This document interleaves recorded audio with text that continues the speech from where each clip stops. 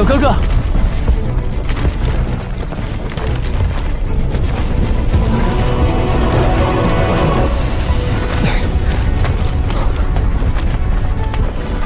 是毛球跟小红。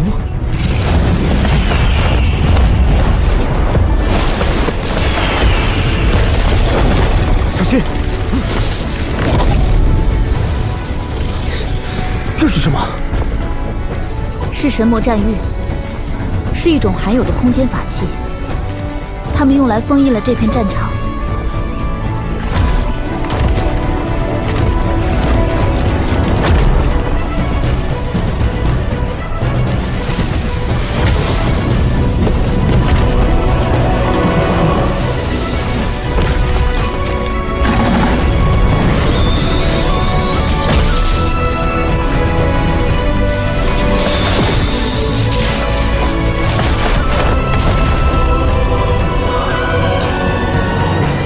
真是实力不凡，神通不绝，值得借鉴一番。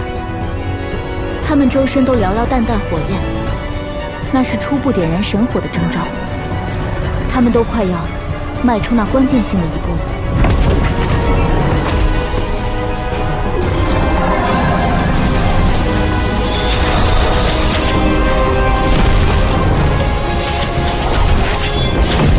毛球什么时候彻底恢复的？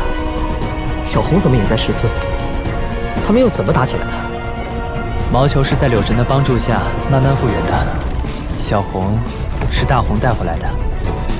至于打起来，他们其实见面就打，隔三差五总要打一场，我们都习惯了。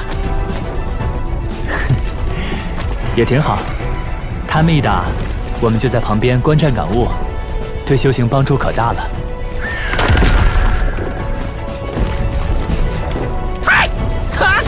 我也战！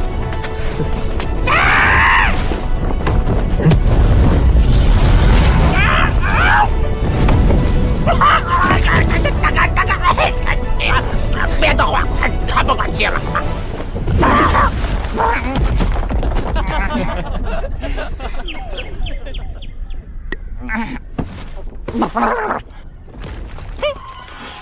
这两位看着面生啊。是俺大哥新收的小弟小妹吧？哼，以后就跟着俺混吧。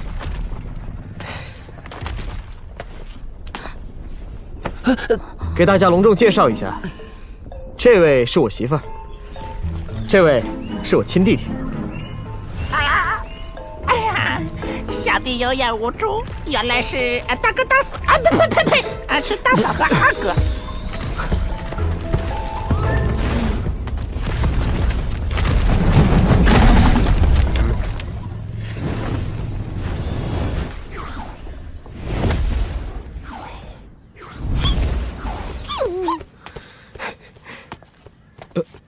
毛球，你啥眼神啊？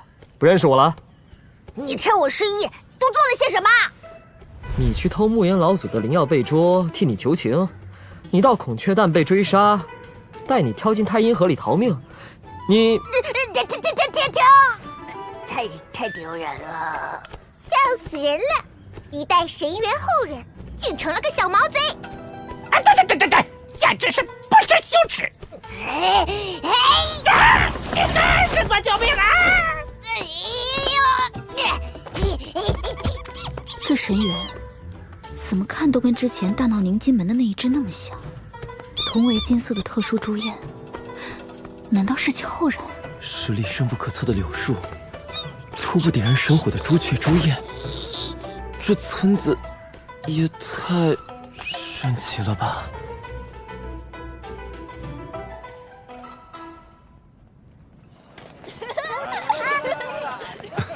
来，清风，你替浩儿受苦了，是我们对不住你。以后我们会像对自己的孩儿一样对你。我跟你们说啊，10号啊，3岁还没断奶呢。什么3岁？8岁的时候我还看见过他偷喝呢。再告诉你们一个，小浩小时候掏鸟蛋，被青林英大婶追着跑，他呀是光着屁股回村的。喂，这就有点添油加醋了吧？哎呀，小浩，弟妹不是回来养胎吗？多笑笑有好处。好吧，你们继续爆料，我去采点梅子给媳妇儿吃。看不出来啊，你还真知道疼人呐！啊！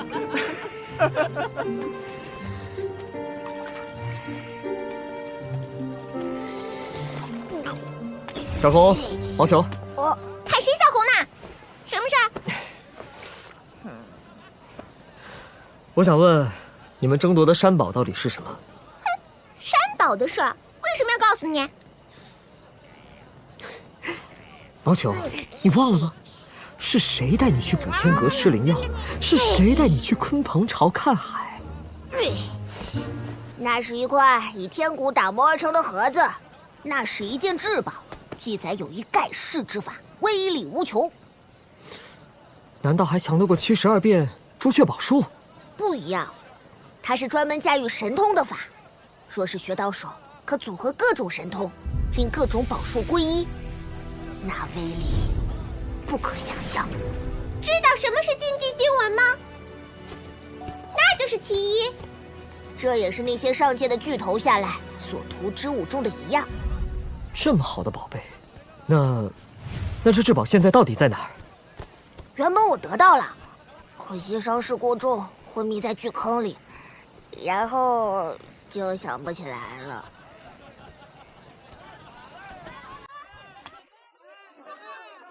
来，举杯！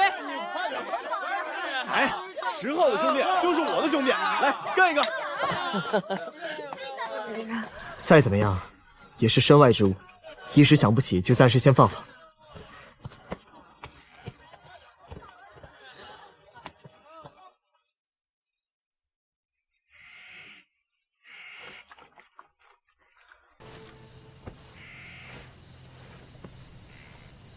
刘神，你知道吗？我感觉今天是我人生中最为幸福的一天。阖家团聚，亲友在旁，本就是人生最为幸福快乐之事。10号，我也为你感到开心。不过，8域还将会有最后的封神一战，你要早做准备。封神一战，还有巨头要再次下界，这次严重吗？有人不满上界的跋扈凶残，要斩尽那些势力中的伪神，而那些上界之人本是打算借天地大劫收割下界后兴盛自己道统的，又岂会坐视不管？自然会下来阻止啊。是谁？你认识？不久前逃出来的不灭生灵。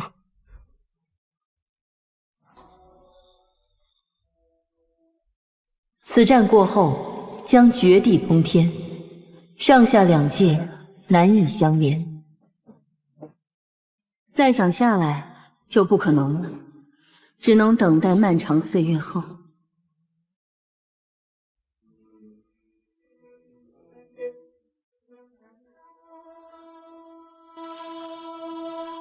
相信绝地通天后，会有许多新的强者崛起，到那时，这一界才会真正繁盛。只是等到神圣尽显，下次大劫又会再被收割，真不知是好是坏。上界之人肆无忌惮，对8域生杀予夺任凭心意，甚至毫不在乎波及无辜。这态度，连对真正的药田都不如。六神、小岛，如果再有乱子，你们能帮我守护石村、石国和8域的众生吗？自然会帮你，只是此战过后，我便要走了。唉，我也要走了。走？要去哪里？都说了是最后一战，战后自然要离开此界啊。只是具体去哪儿，此时却不清楚。以后一切都要靠你自己了。你以后也设法去上界吧。我去上界？你们能不能告诉我，为何人人都想去上界？还有，为什么你们也希望我去上界？上界的广袤无垠，机缘无尽，与这大道有缺的巴玉相比，你自觉何处对修炼更有益处？而且你觉得凝金门教主、补天教之主，还有不老天尊等，这些发动大劫的人很强吗？很强。那我告诉你，凭他们的实力，只能探索上界不足1成的区域。那些巨头大能，只能探索上界1成的区域。那其余9成呢？其余9成，自然是无人能随意踏足的神秘区域了。过去只有教主暮年、巨头将死之时，才会去闯那无垠的神秘区域，希冀着能寻得机缘，迈出他们的最后一步。那他们都发现过什么？还记得药都附近的那株药吗？它本是一个可怕的生灵。无尽岁月前，3位将死的巨头共探神秘无疆的区域，与之遭遇交手，最终陨落2人，方才艰难将其斩杀。他神识溃散，才化成此药。直到不久之前，你我不是才知道那药落入了谁的手中吗？还有，上界的白鹿书院、造化书院，这些实力不弱于大教的力量，也曾联合探索那块区域。结果，其中一位修为堪称震烁古今的院长，以及大批天才学生，不过是因为踩到了丈许长的一节雷击木，便全部喋血陨落。另一位院长死得更蹊跷，他发现一滴散发光彩的水滴，刚接引到手，结果直接将它化成一具白骨，血肉与元神尽融。那神秘区域如此恐怖，若真能寻到机缘，想必也是好处无穷吧。曾有人在那里发现过一枚真龙蛋，如此神奇难测，我也开始想去一探究竟了。其实，太古时，我曾选择过一条路，破生死关，最终曾进入那片区域最深处。什么？里面的情况太过诡异，我并未彻底探明。不过，我在太古宝界追逐那原始之门时，看到里面的景象，与那片神秘区域倒有些相似。难道原始之门可以通往那片神秘区域的最深处？或许吧。上苍之上，只为超脱。一直没有机会问，那些火焰光团到底是什么？那是3000界，也是他的经历。过去他肯定也曾被人称作神明祭拜，这每一朵火焰都代表他曾交集过的一方世界。大荒也将成为其中一朵火焰吗？若有一天，星空炸裂，乾坤倾覆，无数故人红颜白发，魂归黄土，消失在岁月之中。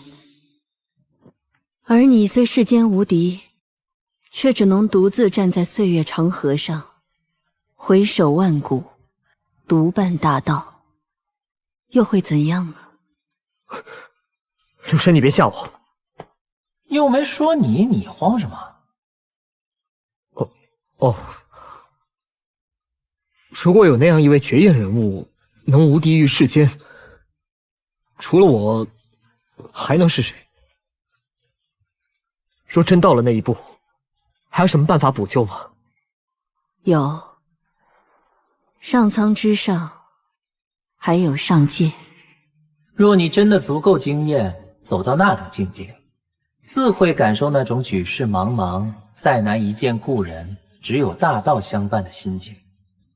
若最终归于平庸，也就不会有资格品味那种寂寞。无此感悟，问也无用。小子，人生就是如此，没有人能陪你一直走下去。即便以后没有相见之日，你也该明白自己要走的路。我的路，就是实现当初的承诺，了却下界之事，然后去探索这一切的缘起。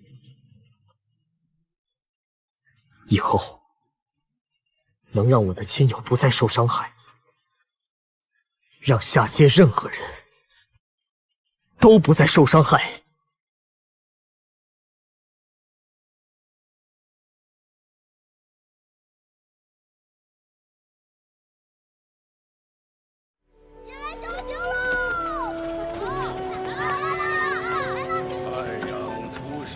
石村的日子还是那么平淡简单，可惜我已长大了，有自己的路要走，所以以后保护石村的重担可能要落在你们身上了。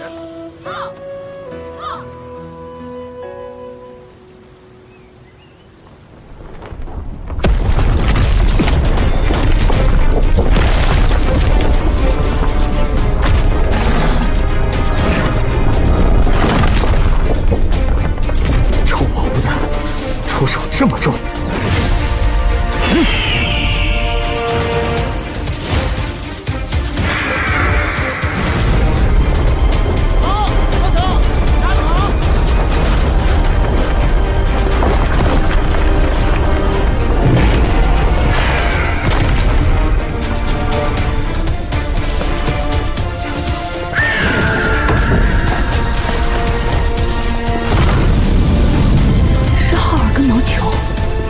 怎么动起了手？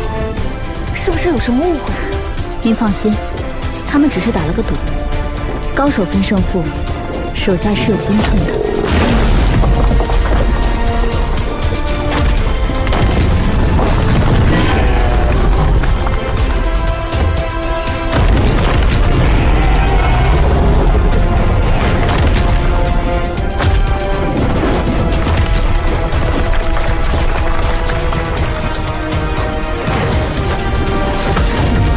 直接肉身相抗，真是了不起。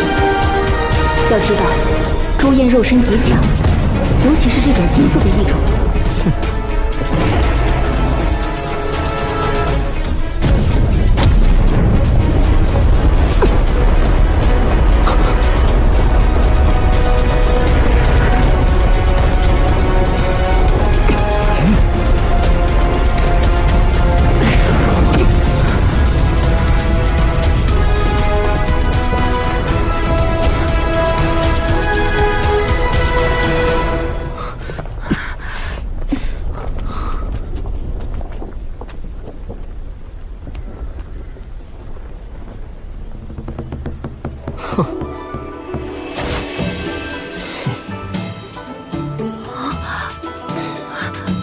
毛球，知道我眼馋你完整的72变，还特意变出一个我来，你故意的。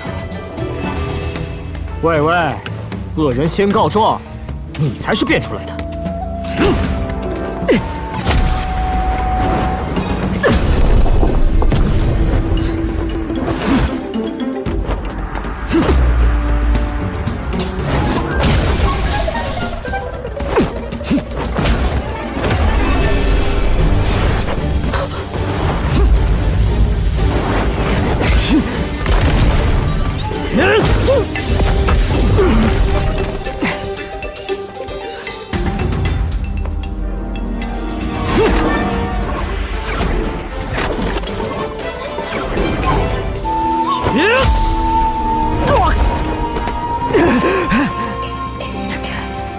好你个毛球，下手这么重，少打！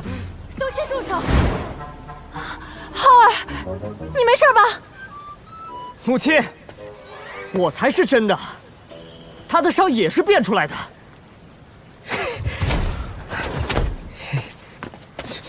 母亲，我才是真的，不信你看。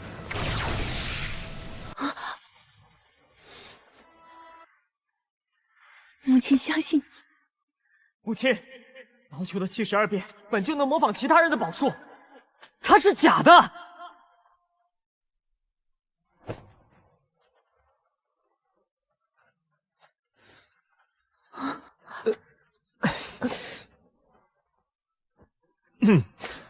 宝术可以作假，技艺不能。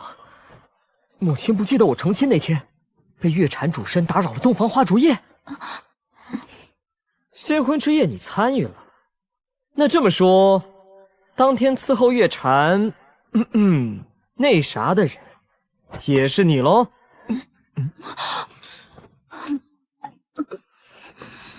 那啥是啥？哼，根本没啥，露馅儿了吧？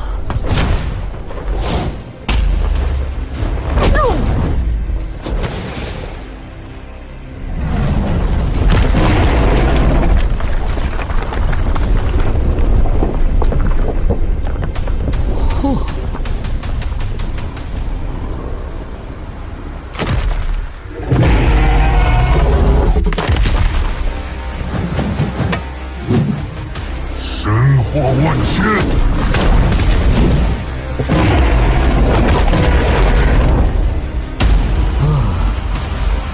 我得修成自己的天眼才好，总是借助重瞳可不行。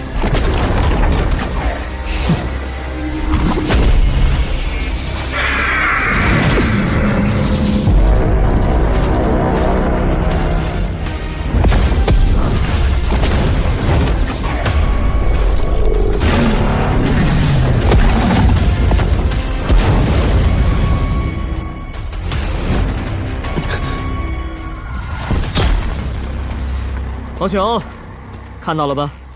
用我的鲲鹏宝术换你完整的72变，你一点都不亏。可我的朱焰宝术是不传之秘，以前你趁我失忆学到一些也就算了。喂，赌约是我能接你3招，你就得教我。现在都多少招了，你可不能出尔反尔，做一只没有信用的猴子。何况我还附赠鲲鹏宝术呢。不行！干嘛？食言还打算行凶啊？不是，也不是我不教你，实在是有祖训，我不想破戒。好吧，既然如此，我也不难为你。而且不管你愿不愿意教我朱焰宝术，鲲鹏宝术你想学，我就教你。你实力更强，我也能更放心的回石国。你要返回石国？我毕竟是石国人皇，知道有大灾在即，怎么可能不回去守护？我想了想，去12变吧，反正你也会了一些，我多指点一下也没什么，能各取所需，应该也不算违戒吧。好，这样我回石国，也有更多把握对抗上界。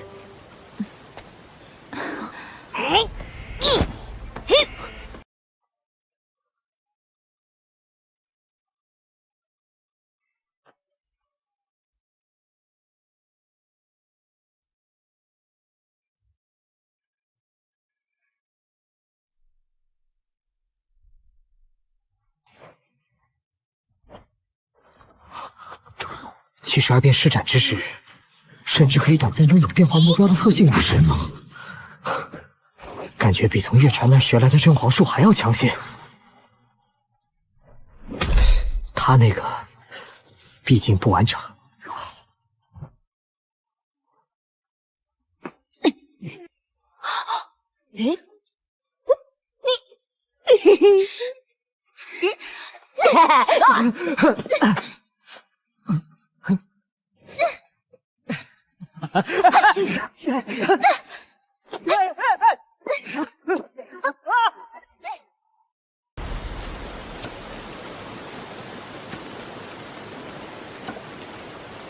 小浩，你既与家人团聚，又为何事在这里担忧呢？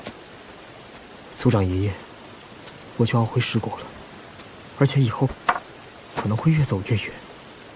最放心不下的，就是师尊的安危。你有你自己的路要走，应当把我们看作前进的支撑，而不是阻碍。石村在这大荒中，经历多少风雨都挺过来了。你尽管放心，我们在这儿随时等你回家。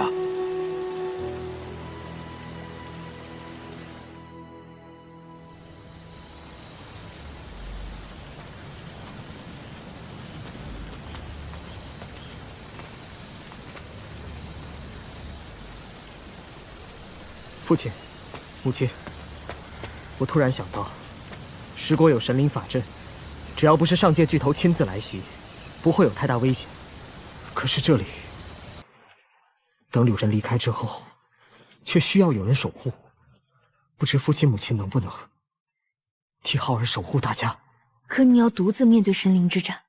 还有我呢，怎么会是他独自面对？还有我。哎呀呀，还有我呢！我们也去帮小浩，顺便长长见识。对，一起去，一起去，是啊，一起去。走。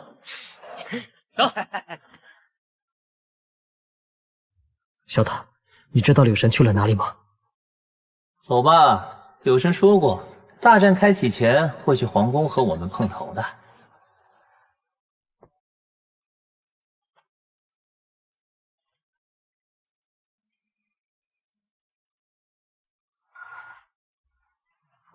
父亲，母亲，保重。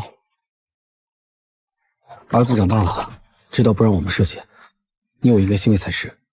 就是这样，我才更担心。若柳神、小塔那样的高手在，都护不住浩儿，你我跟去又有何用？还不如留在此地，免得到时候还需要他们分心照顾。这也能让浩儿更为安全。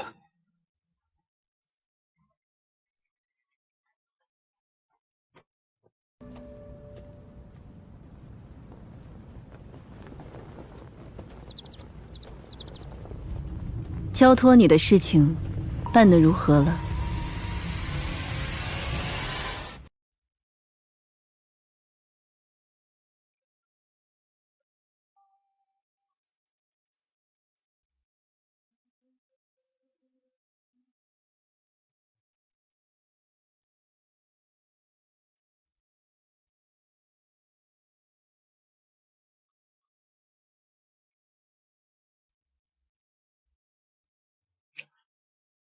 今日就是柳神和小塔所说的那个时刻，我们已经准备好了，来吧！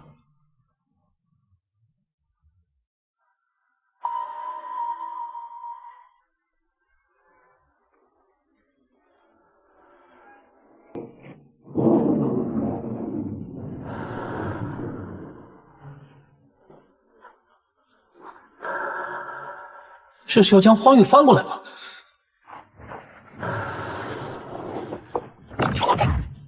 真是要比之前2次大得多。看来此番他们行事已经完全不计后果了。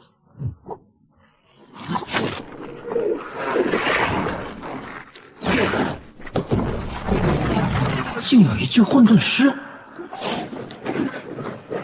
神灵法阵！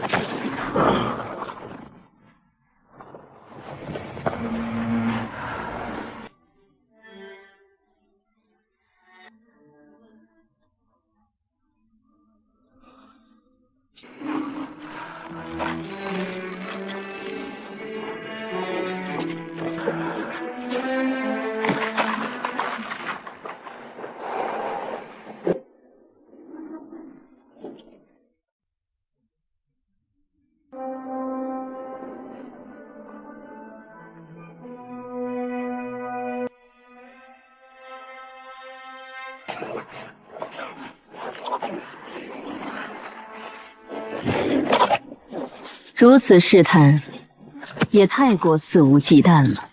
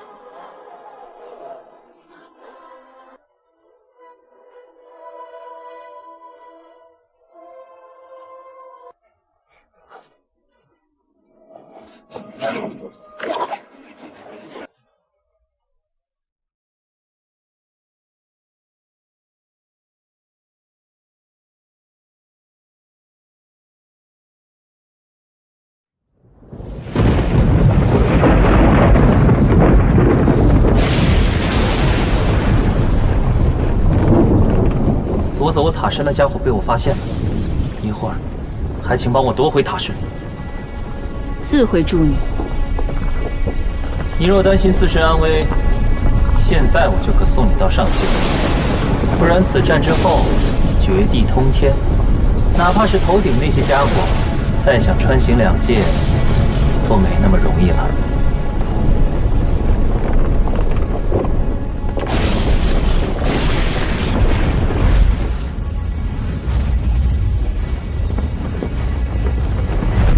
我有守护十国之责，何况下界还有太多未尽之事。懂的。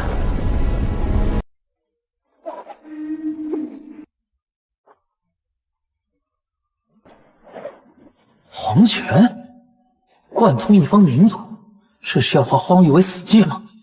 最后的机会，还有何疑问，可一并说出。元始真解上篇，到底该如何修习才能融会贯通？境界到了，自可触类旁通；境界不到，则需寻到万灵图为宜。且若遇危险，那万灵图还另有奇效。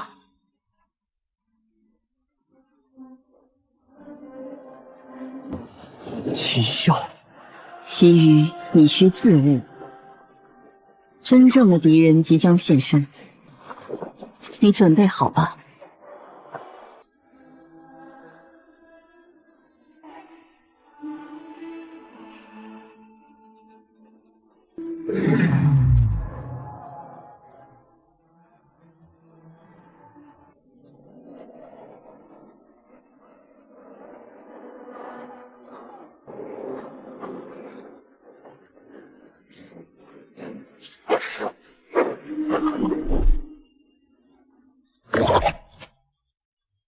是不老天尊的五行身。五行身是一种化身？不，都是真身。有人说不老天尊本是武人，也有人说他掌握五行，布有五命。总之强大无比，难以斩灭就是了。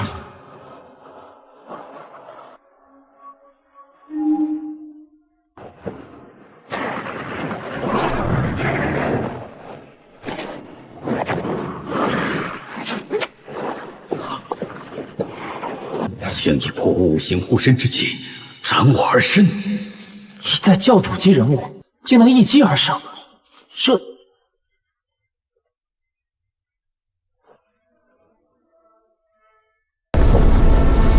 出去！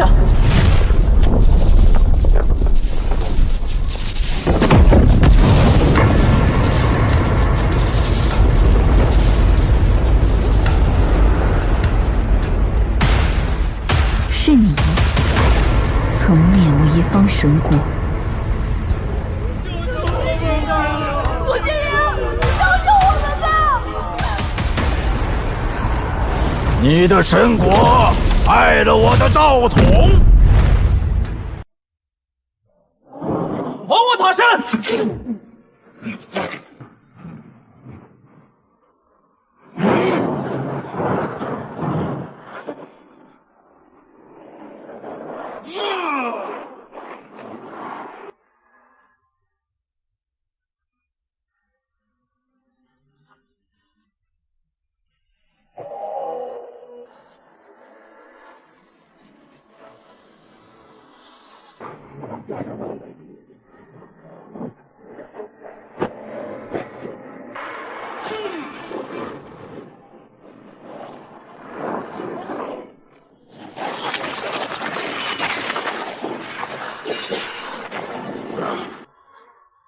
现在的你，远非我的对手，一战了结吧。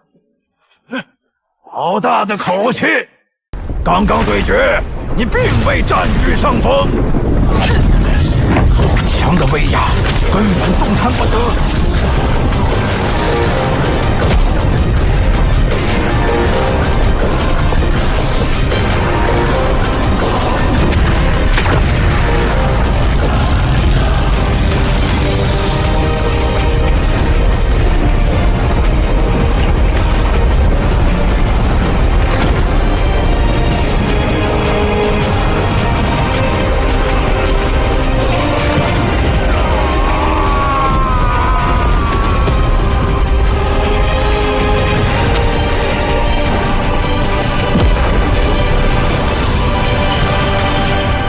神俱灭，恩怨尽了。他神已成无主之物，有缘者得之。都走开！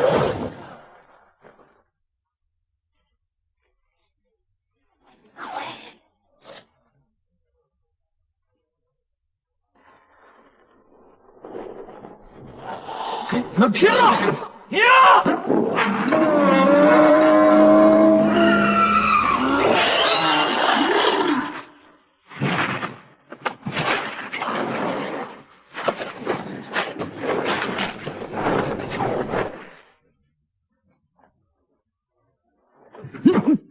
别让他们混合。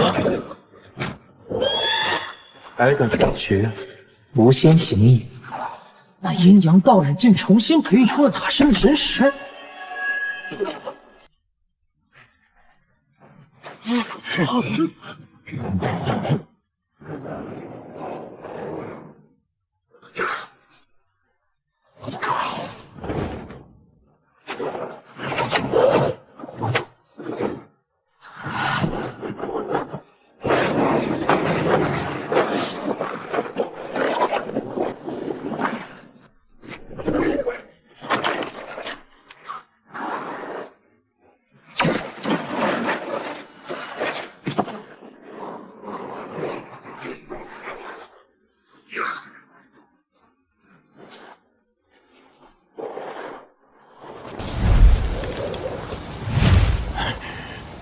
好机会，看我射回那小塔！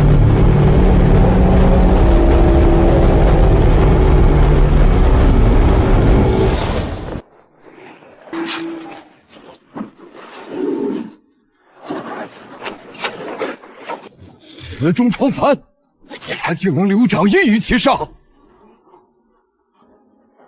容。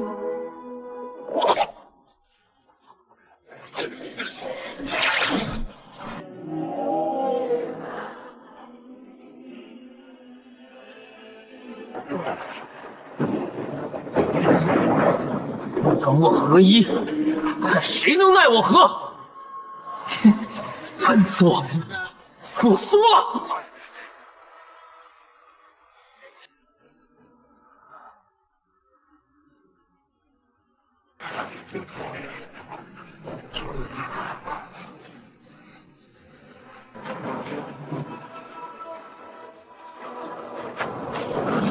这些上界巨头攻击的余波，竟有如此威能！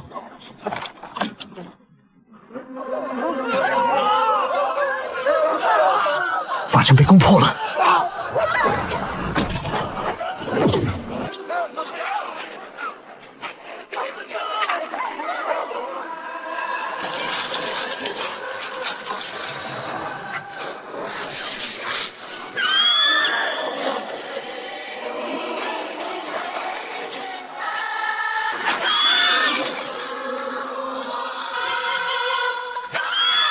让你见识见识新塔神的威力！滚去！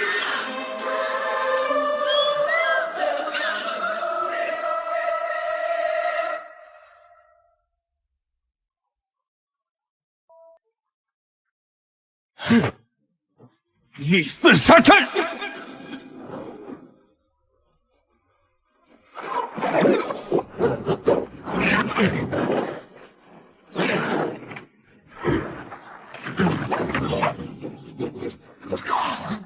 中计了，竟然不惧！诸位，请回上界。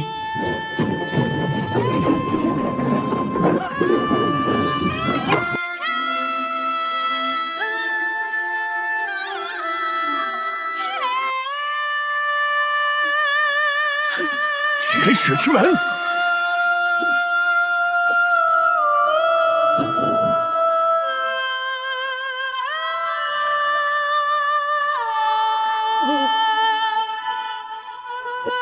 不要牵累无辜众生，我邀诸位共入此门。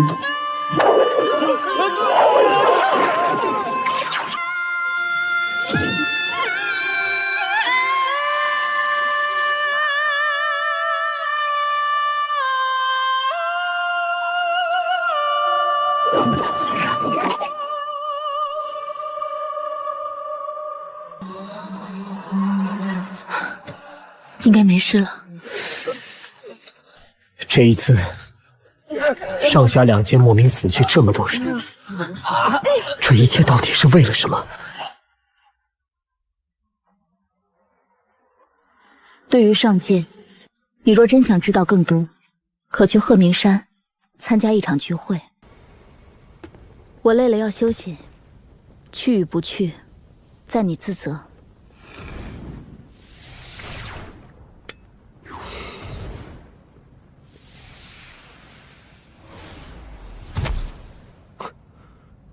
大战结束，这个时候他倒现身了。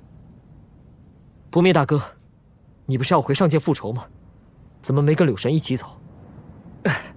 柳神开启原始之门，我投了一具灵身进去，还没反应过来就陨落其中了。那柳神和小塔怎么样了？他们很强，将上界的巨头打进去好几个，随后才跟了进去。其后的事就不清楚了。相信你们都没事，日后一定会再相见的，哪怕是在上苍之地。刚刚听你和那个女娃提到鹤鸣山聚会。是的，我还在犹豫是否要参与。想去便去，若你去，我可暗中跟随，正好让你帮我个小忙。什么忙？哼哼，钓鱼。上界之前，我首先要让下界无神，就从鹤鸣山开始。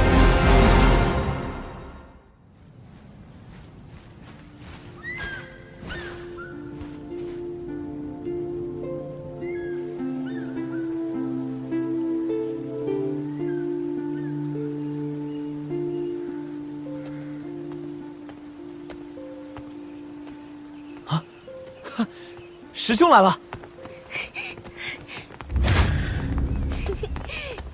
师兄来了，是不是想好跟我们去上界了？你在下界修行了10几年，需要蜕变一次才能补全所缺。修我赤环宫的涅槃法最为合适。你对人家有意思，也不要这么猴急吧。师兄，还是跟我们到上界去吧，不然说不定有人就舍不得走了。你又乱说，看我撕你的嘴！谢谢邀请，可惜我执念太深，放不下这里的一切。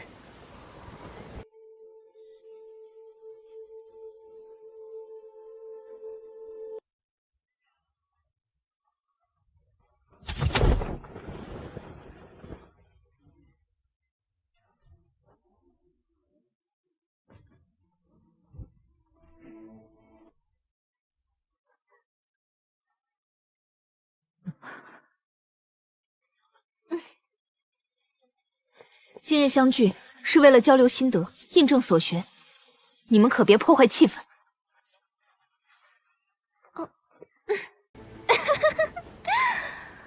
我跟月禅姐姐岂是那么没有分寸的人？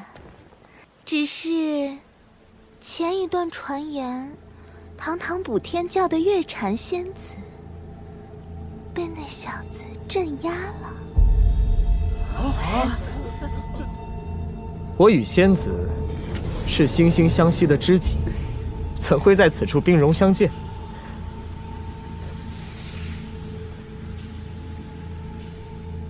敬仙子一杯。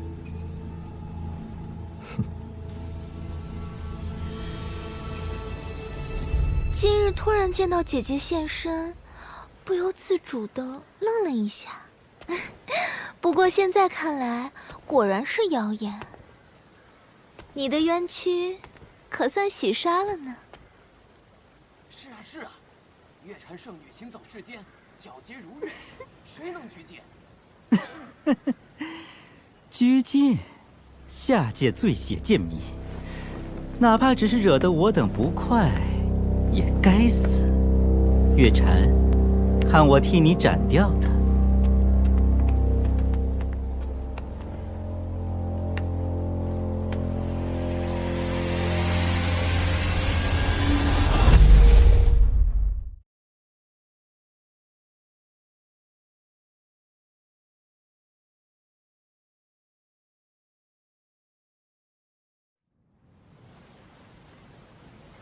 他体内流着我不老山血脉，还轮不到你们民族肆意处置。我还要擒他，去上界领罚。直说了吧，我要杀他，就是为了夺他胸中那块天骨。只是没你们不老山那么虚伪，同样的打算，却非打个领罪处罚的名头。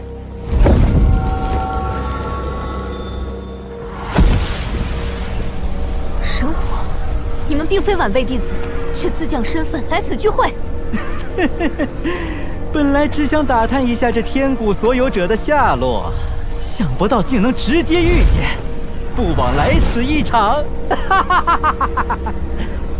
再不让开，不跟客气。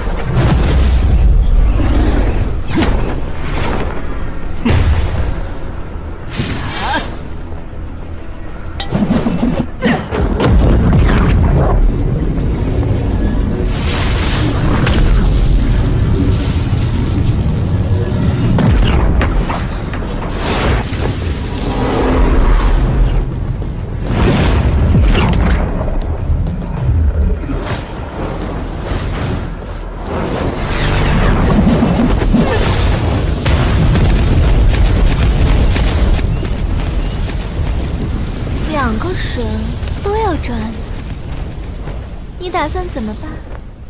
自然是逃跑喽。多丢脸啊！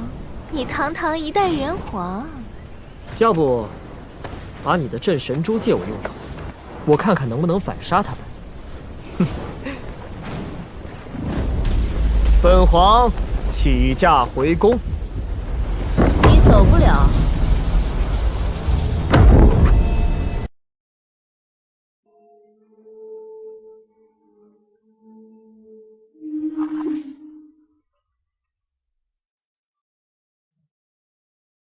听闻你身怀天骨，令人仰慕，请借宝骨一关。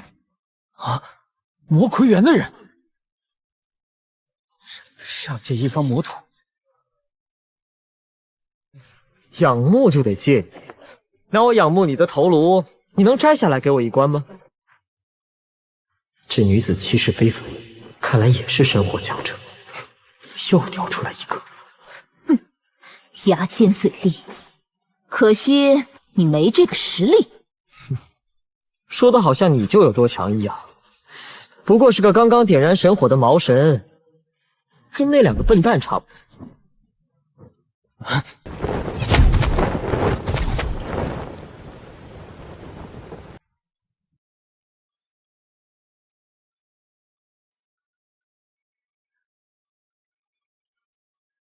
欺师灭祖之辈，还不自负求饶？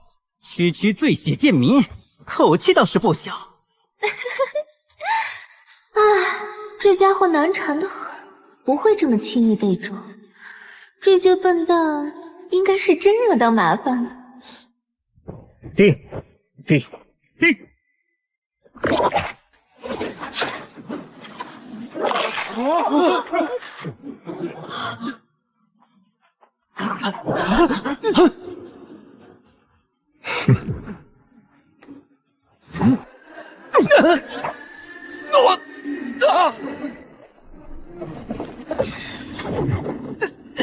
几个伪神，哪来的自信鄙视下界？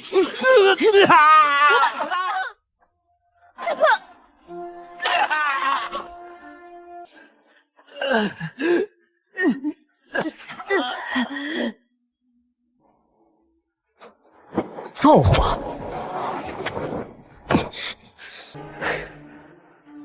大补之物，不过少了点10寸秘制的调料。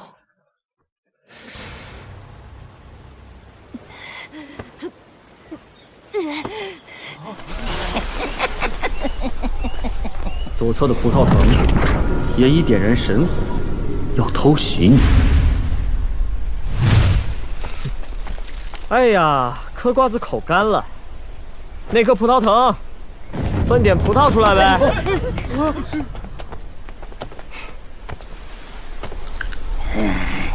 你定是仗着什么秘宝灵符，不然怎么可能定住神明？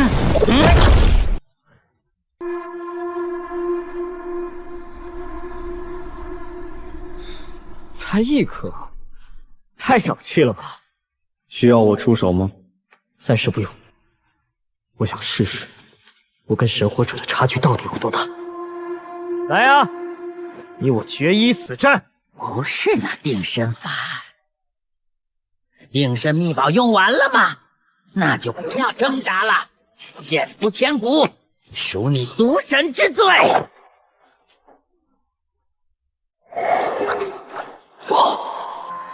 这不老攻击的威力增强了。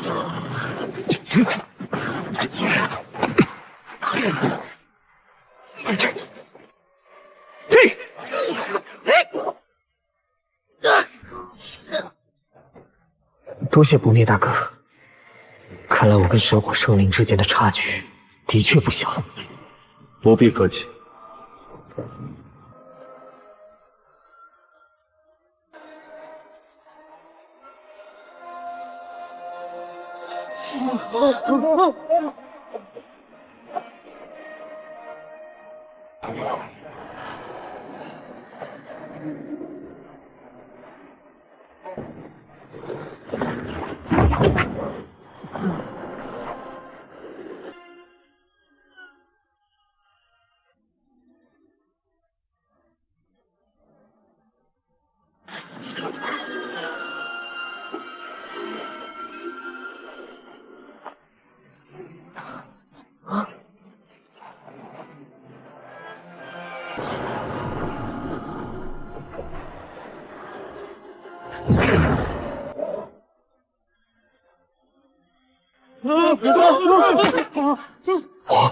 不灭的生灵。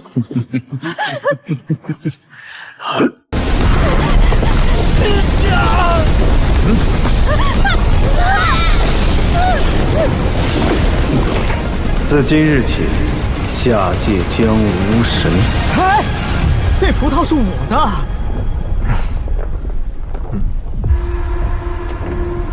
定。不灭大哥，出手拿下他。我去封神。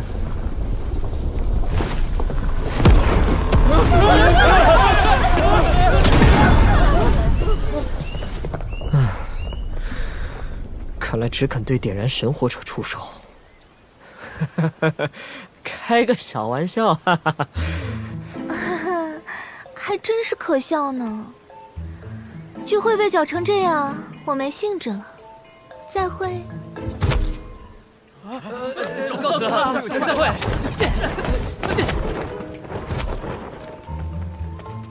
10号兄，就此别过。后会有期。有缘还会相见的，魔帝。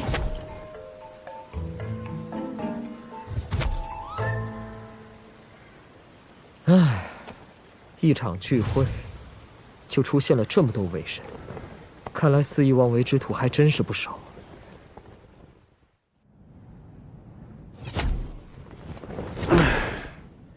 8域伪神悉数尽灭，我要去上界复仇。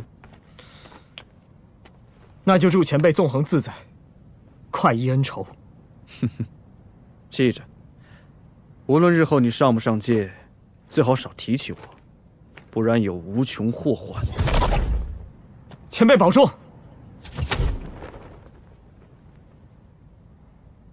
看来下界之事，我也需尽快了断。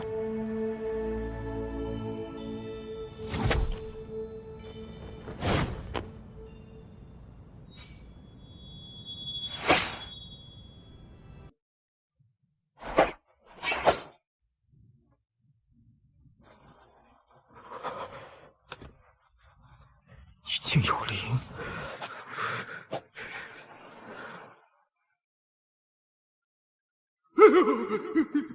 他在哪里啊？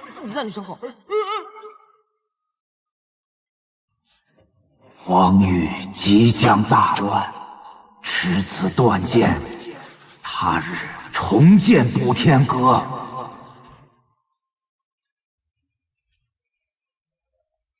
彭九，替我召集失散的同门。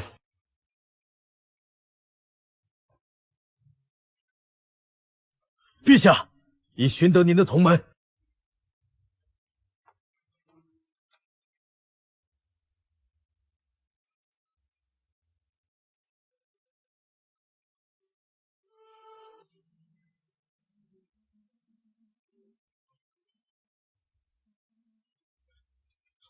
石浩，你终于决定行动了吗？师门遭劫，我虽被他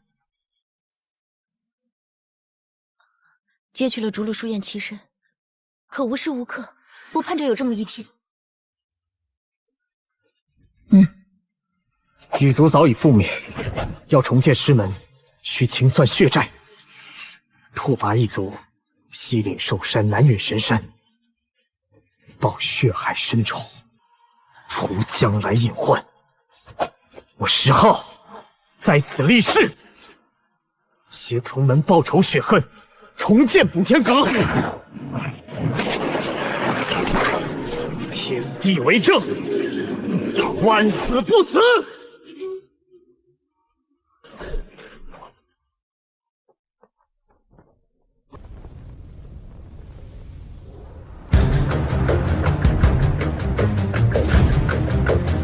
重建补天阁，自灭拓跋世家时。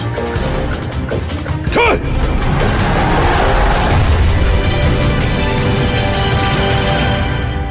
石浩，你身为一国之君，行此灭族之事，就不怕恶名传于海内，让失国根基不稳吗？你拓跋族当年血洗补天阁，杀人越货，寸草不留，有脸跟我谈恶名？受死！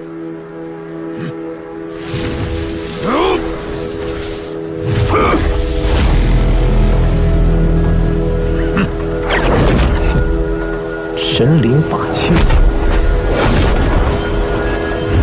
你看我这件如何？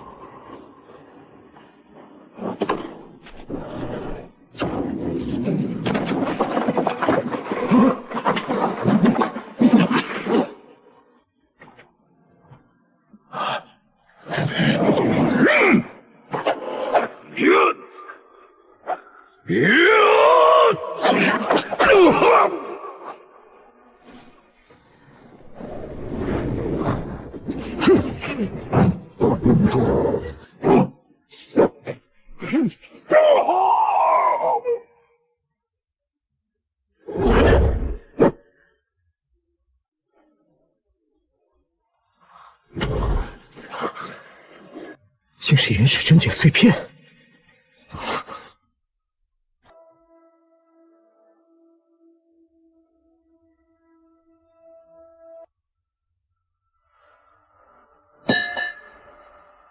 直斩顽抗强徒，放过妇孺老幼，让他们远离修行纷争，做普通凡人去吧。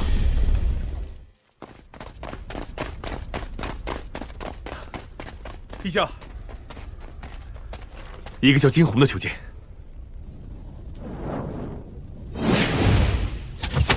听说大哥在附近讨伐，特来求救。求救？哎呀，人在家中坐，祸从天上来。我尸山一脉盛名在外，不想反倒被人盯上了。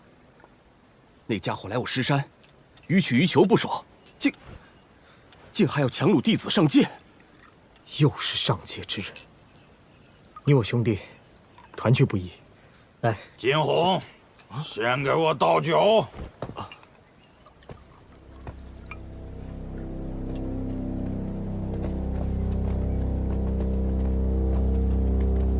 我正在敬酒，你不觉得自己无礼吗？我是为了让他提前适应，免得日后不知礼数，给自己招惹灾祸。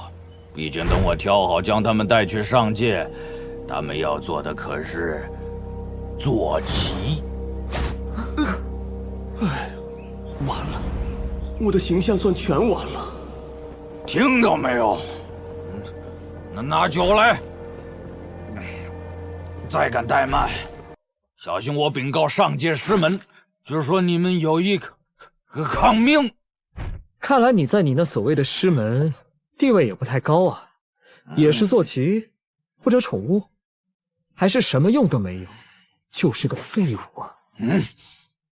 你敢侮辱上界使者，就不怕我禀告师门？欺负我兄弟，管你禀告谁！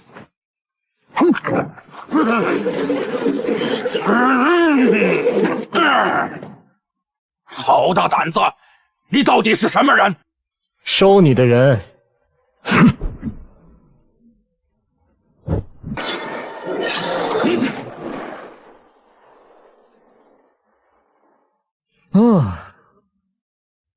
能挡下这一击，你筋骨挺强悍。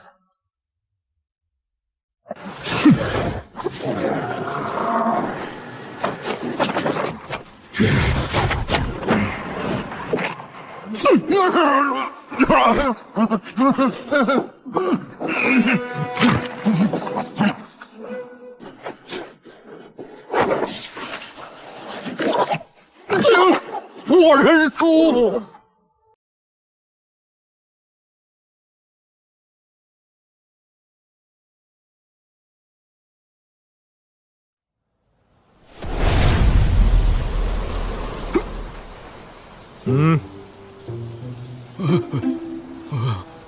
我出身紫府山，山主自号六臂道人。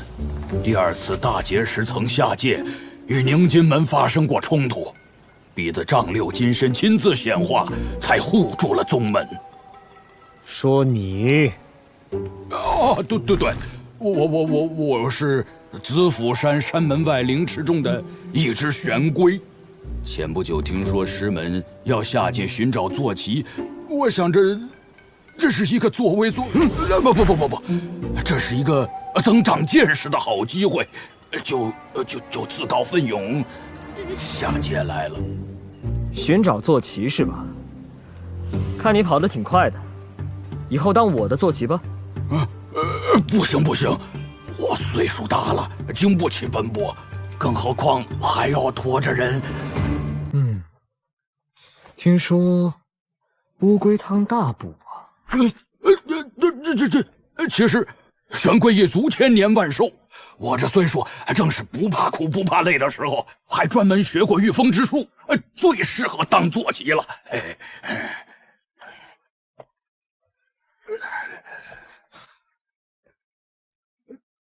以后就叫你三黑。这名字太难听了吧？我是说，这名字简直起到我心坎里了。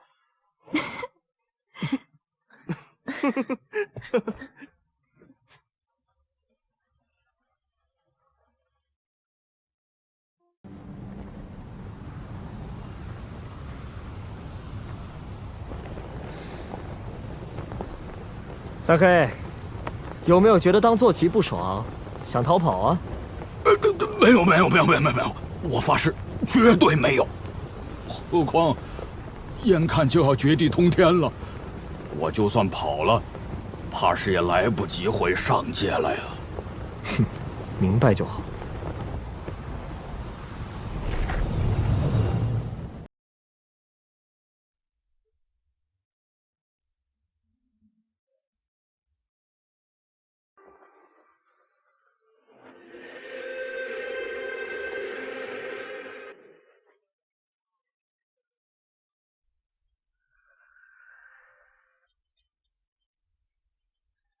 你们看，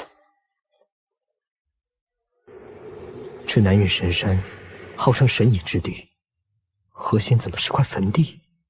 小心一些。因果循环，报应不爽。小友果然还是来了。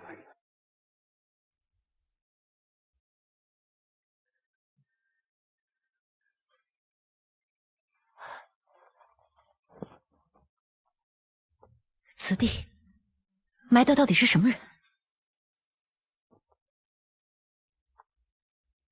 神隐之地，埋葬的自然是神。这老者不简单，寿元恐怕比我都长。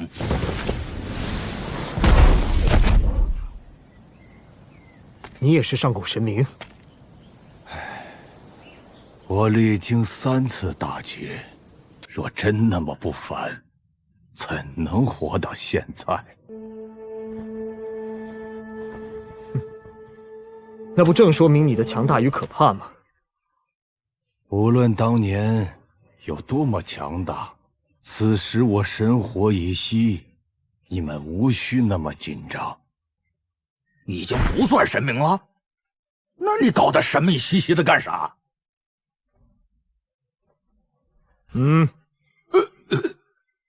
前辈是故意散尽神火的吧？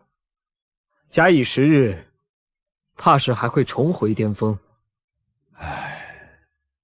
我的确是主动熄灭神火，躲避大劫。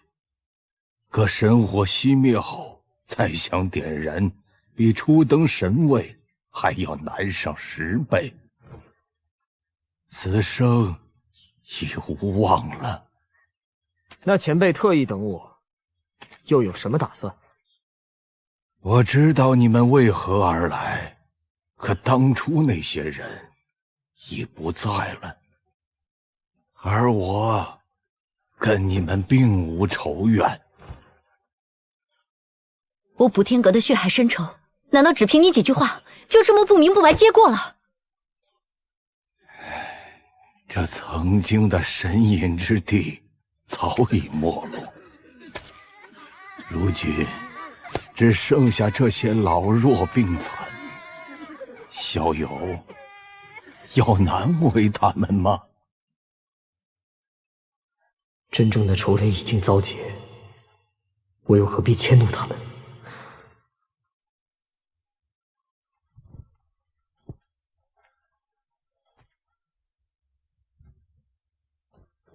既无当年的敌人在，何必滥杀无辜？只可惜师长们终究无法见到这一切。走吧。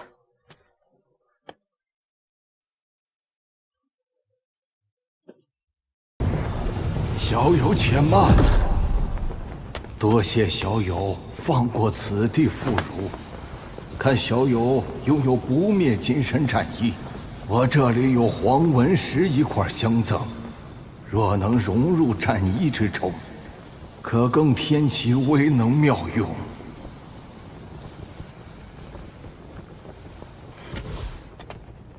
多谢前辈。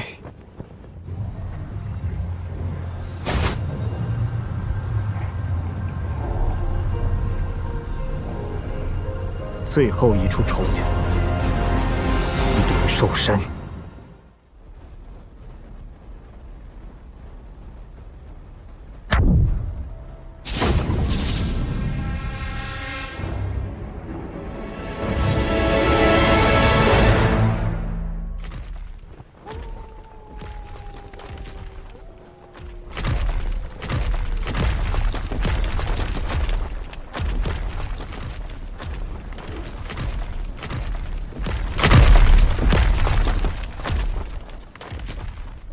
听说这西陵寿山埋葬的都是太古凶兽神禽，自古以来为荒域阴气最重之地，咱们小心一点。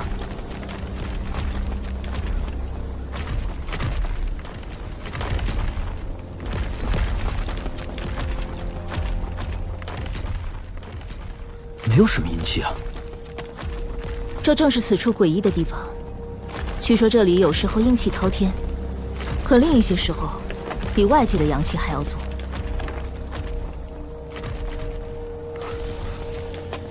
原始真解碎片自生感应，此处还有其他碎片。怎么了？没什么。什么味道？这么香！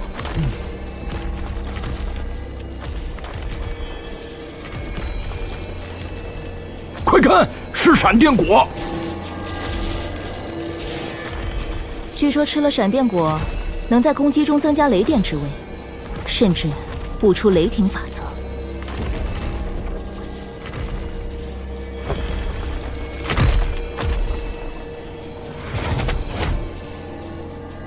你们看这些果子，好像有些怪异，能吃吗？我来试试。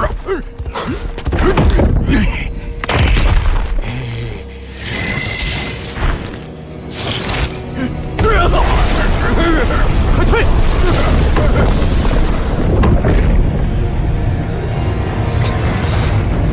放下那些闪电果！不，那我不是白挨揍了。再不放下，我不带你跑了。好吧，这下放下也没用了吧？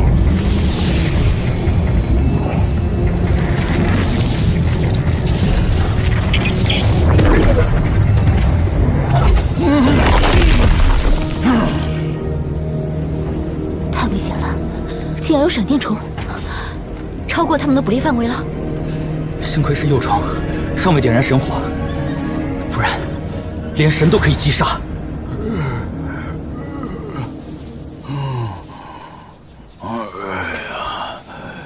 这些闪电果保住了。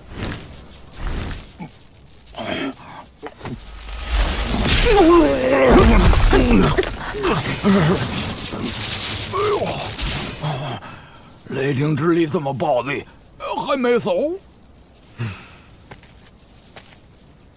既然留下了，就别浪费。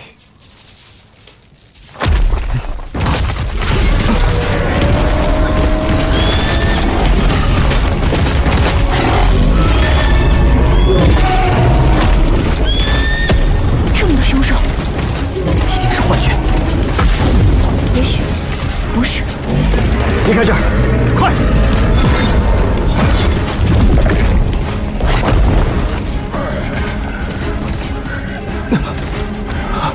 这地方很可能并不存在。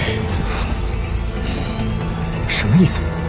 听说你们巴域有虚神界，是诸神以精神力所构建。这里的情形差不多，是那些凶兽神禽死后残留的意志交织演化而成的。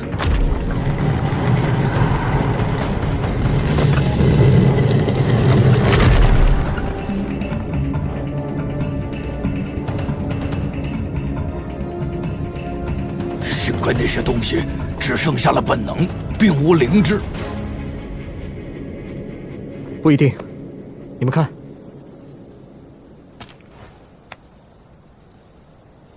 会不会是那些东西已有了灵智，所以自行立碑？这要是那样，那咱们麻烦就大了。太可怕了！埋葬在此处的那些东西，简直强得离谱。太危险了，先退出去。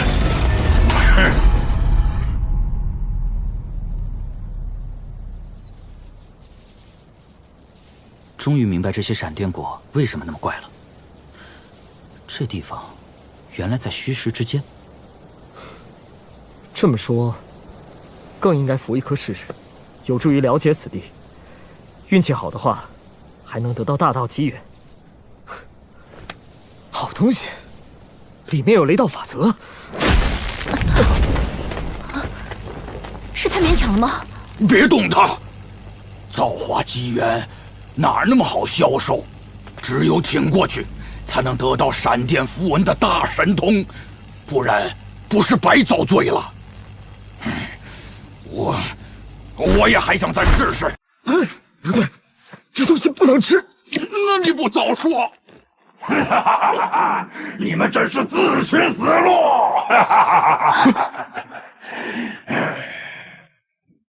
白虎王，如今是白虎尊者了。你竟忍到大劫之后才突破境界，不然又如何能在此时成尊？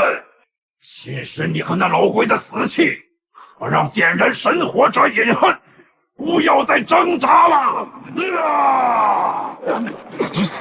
把他挡住！轮回之力，看到了吧？你若不跟我一起中招，他会主动跳出来。现在不就不用四处去逮他了？你是怎么做到的？区区一团死气有什么大不了的？我是为了感悟闪电符文，才任由他侵蚀肉身。倒是你，一副老谋深算的样子，其实笨得要死。小辈，任你有再多诡计，境界不到尊者，终究不堪一击。不天阁的老东西，我杀过几个，如今他们的头颅尚被我收藏在山中。今天我还要再取一颗人皇之手回去。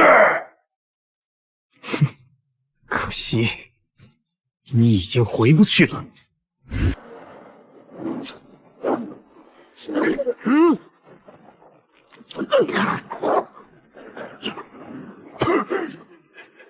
短短时间，你竟已真的炼化了闪电符文。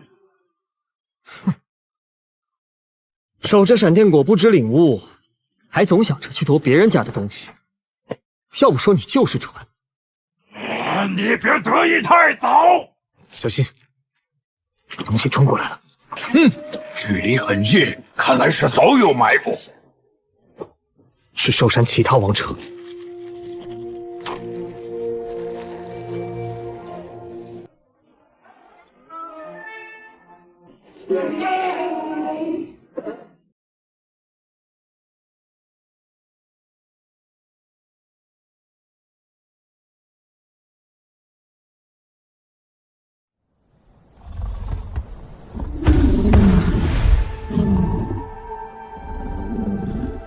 你很强，可他们却未必。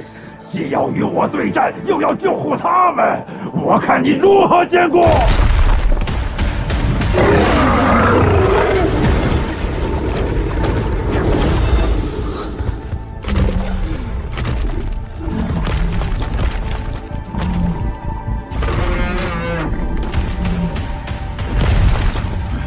你们撑一会儿，我先追着那老狮子揍，打趴下一个才能好点儿。无需你克敌，只要尽力护住他们就行。看我先斩了这白虎尊者。好。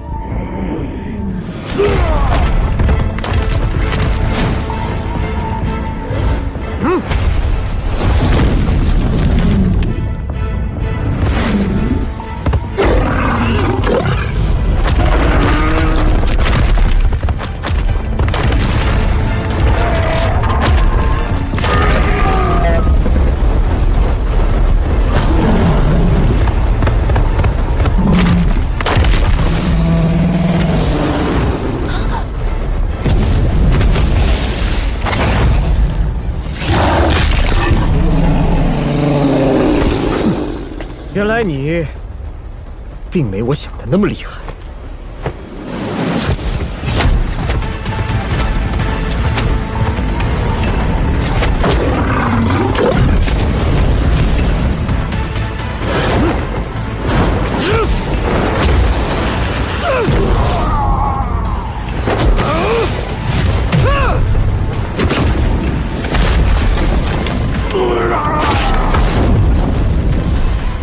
我来助你们！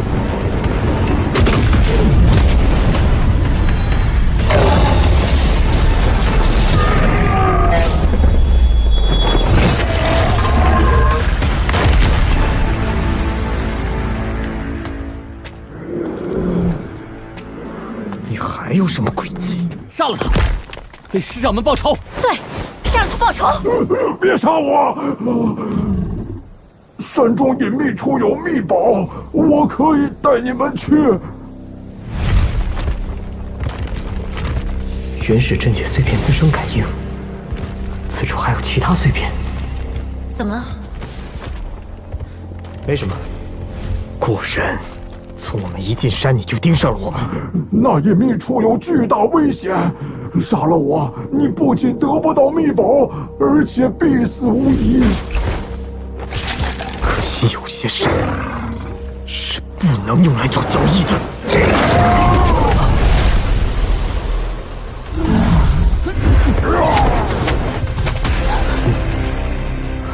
众同们，诸位师长，今日你们的仇，是局彻底爆了。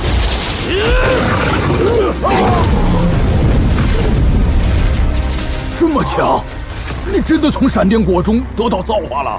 石浩，多谢你，没有放过他。你们把我当成什么人了？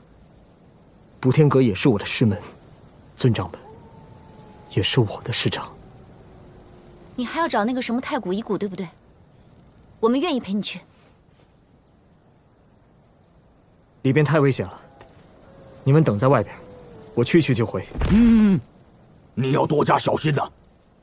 他们等在外边，你是坐骑，拖我进山。不了吧？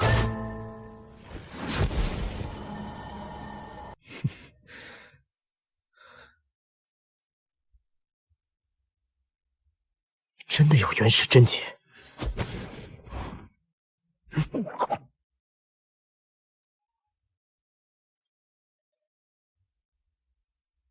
看起来都是太古凶兽神禽的残骨，你想要那块发光的？都要。还记得白虎王的话吗？那祭坛藏有巨大危险。说的对呀。你走前边。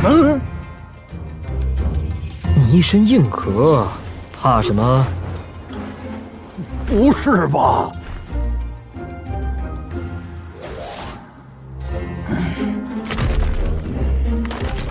不会有事的，不会有事的，不会有事的。这地方没事都很吓人呐，我汗毛都要竖起来了。闭嘴！你哪有汗毛？要不别拿了吧，都是符文已磨灭了的，又练不成宝具，学不成宝术，何况……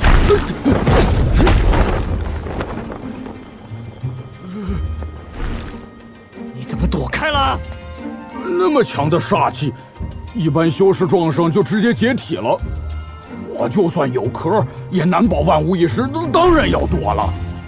还长那么硬的壳了你？看来那道煞气就是白虎王说的危险了。还是先拿元始真解要紧。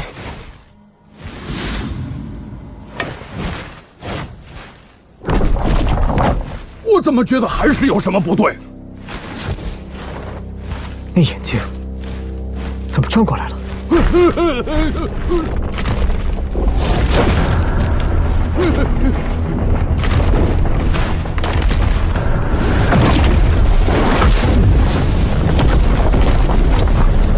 我去，那祭坛不停摇晃，是什么要出来了？鲲鹏出世也不过如此吧？难道这地方封印着什么太古巨凶？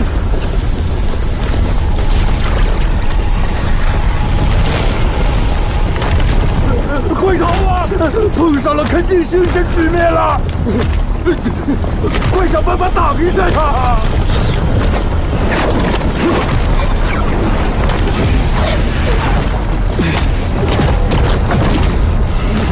你把这块骨扔了吧！现在扔还有什么用啊？完了！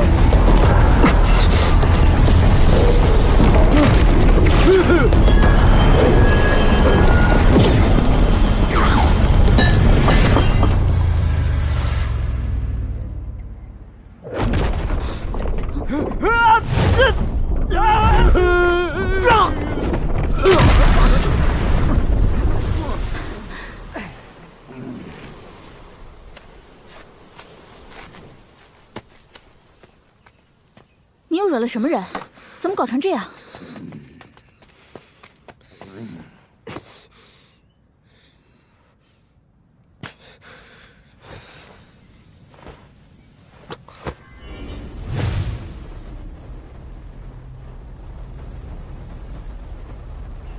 魔魁子，这么逆天的东西当零食吃，你是一方至尊的后代吗？少废话！送给我的，借给你的，看看就还给我。我愿意一辈子跟着你。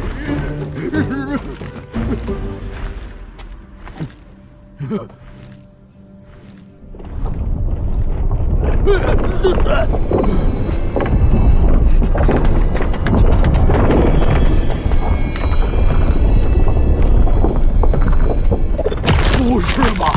还不放过？我到底为什么要下界来逞威风？不是，这是下界来长见识啊！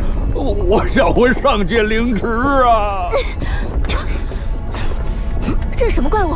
竟想突破小世界！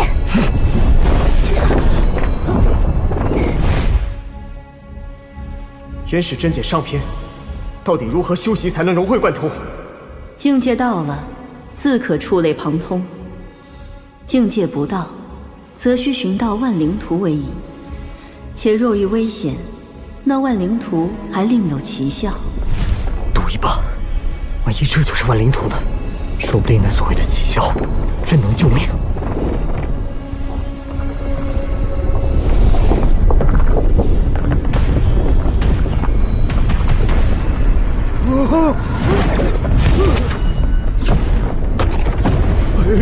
你看，瞎折腾，他啃得更起劲了。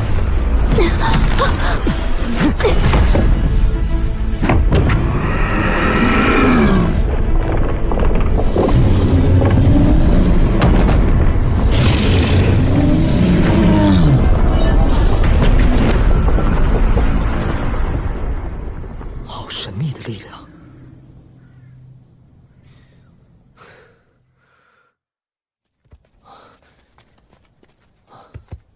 你可算平安回来了。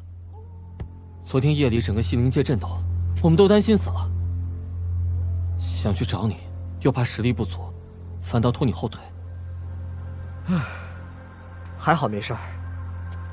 不过以后，你们私自可别再来此处。补天阁血仇已彻底清算，隐患也全部清除，咱们可以重建师门了。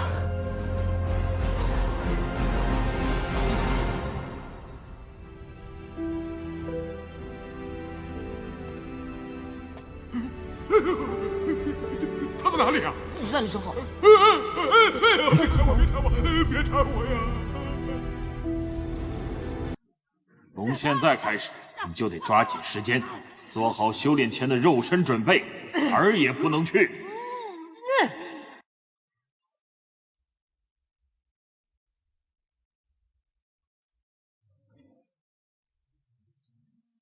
原来是你！我早该想到你。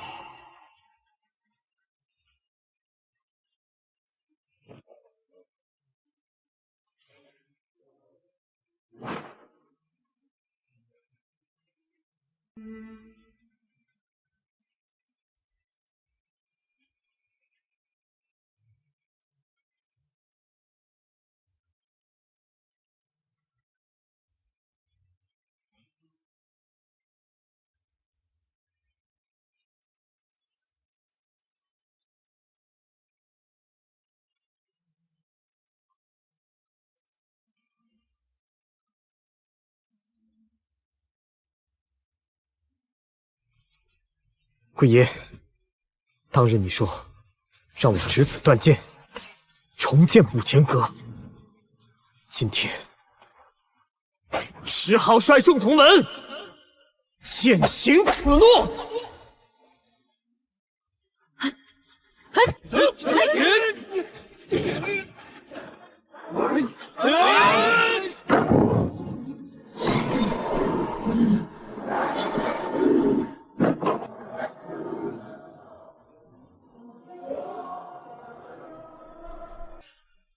我指引人寻得了当年的神藤种子，这是我留给你最后的礼物。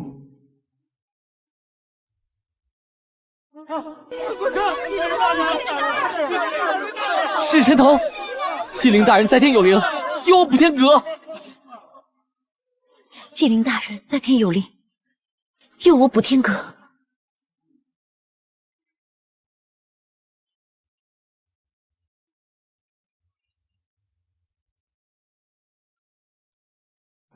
清风，为师门复仇，我带了萧天他们，却没带你去。你可知为什么？因为清风修为不足，小哥哥担心我的安全。其实不光是这样，还有就是，我希望你能尽快成长起来，才不断助你修行。更让彭九抓紧时间，把一切都尽快交给你。这是近来炼制的小涅槃丹，能助王者突破尊者境的至宝，给你一枚，助你日后提升功力。我自留一枚，其他的也交给你。你可再培养几位尊者，若还有富裕的，就留存在宗室宝库之中，以备不时之需。这样我去探索道路期间，也可保时国无虞。另外，这是我洗炼净化过的闪电果，可助你打下日后突破雷道极限的根基。多谢小哥哥。清风的修行进境如何？清风公子聪慧善良，无论是酸泥宝术还是治国理政，都很聪明。只是清风少爷似乎心肠太软，性格略显柔弱。若陛下想的是那件事，清风少爷或许可以做好，但必定不会快乐。清风幼年时曾带我受苦，我只愿他快活一生，守护时国这样的担子，你可还有别的人选？秦昊少爷倒是性格坚韧之人，同样天赋出众。如今他已至5相之年，同样天资超凡，绝艳当世。你若在此修行，可以让他暂带你入主十国皇宫。弟弟，你若真能一心以十国万民为念，我又何惜这区区皇位？陛下，秦昊少爷留了封信给你。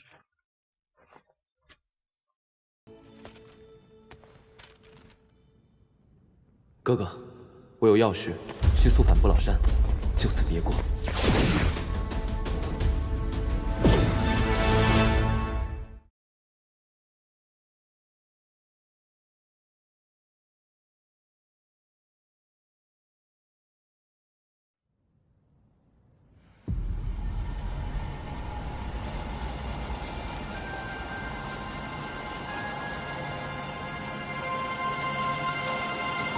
哥哥，你终究还是来了。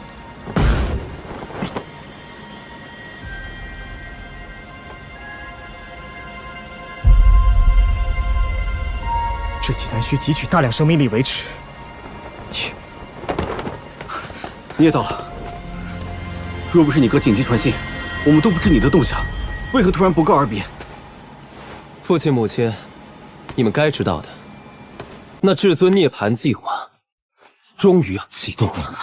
至尊涅槃计划，不老天尊曾进入上界神秘区域探索，历经9死1生，得到了一块虽已离体万年，却依旧存有生命气息的仙骨。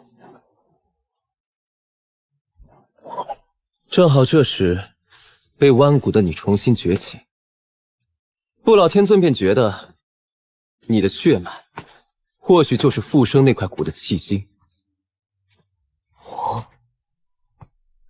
是你的血脉，未必就需是你本人。这才是他们当年劝说我们生下你的目的。那不老天尊既然想要这块仙骨复活，以得到其骨纹，为什么不移植到自己身上？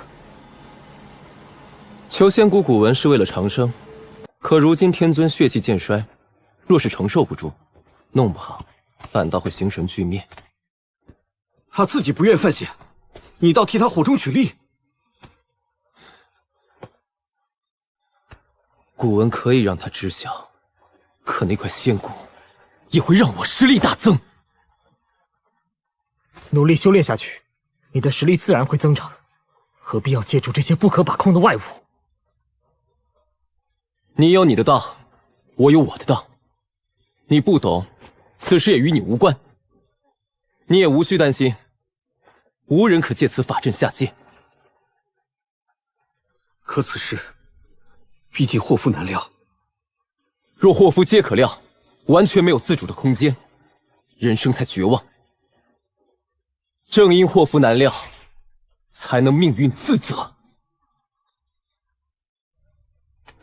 父亲母亲，海阔天空，弟弟的路就让他自己闯吧。这枚闪电果给你，若是日后学习雷法，会有极大好处。好。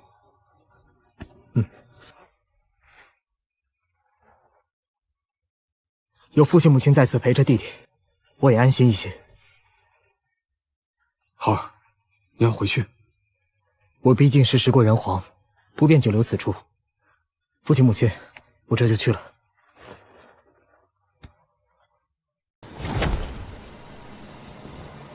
哥哥，我知你欲问那不灭生灵的下落，我特意询问过，他上界之后一路横行，惊动了一些太古一战后便蛰伏不出的巨擘。最终虽击杀了2位仇人，可自身也遭重创，逃进神秘区域去了。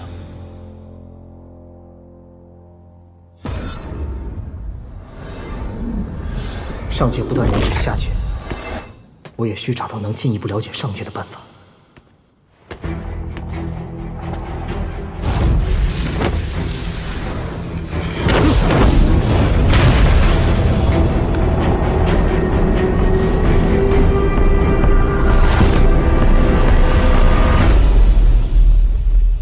何人放肆，动摇天地法则？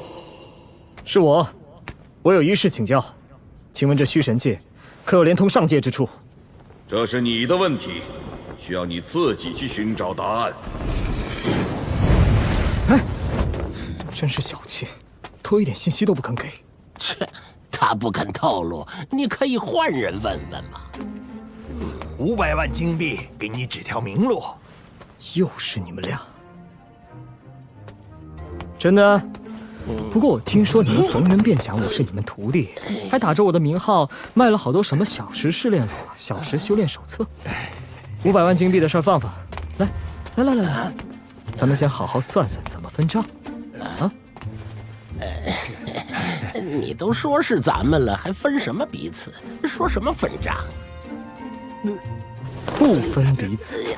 你们还问我要500万金币？你不就是问连通上界的地方吗？免费告诉你，免费。对，以你而今的成就，将此地的种种记录一路破去，自然就可以寻到方法。真的？当然，我们从不骗人。我骗谁也不会骗你。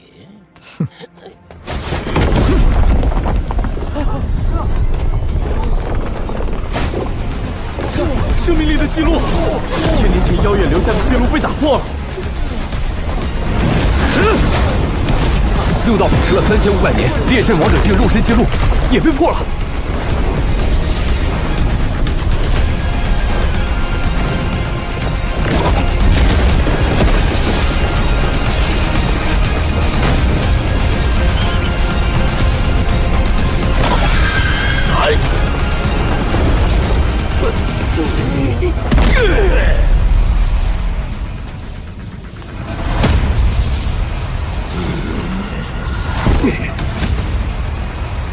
我是谁？两位，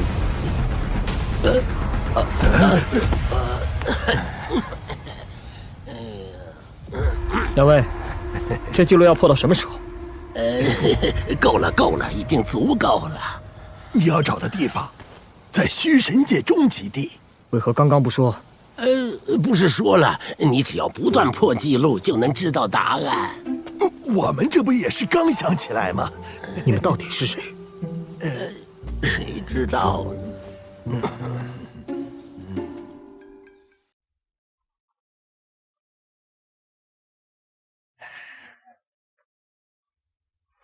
开！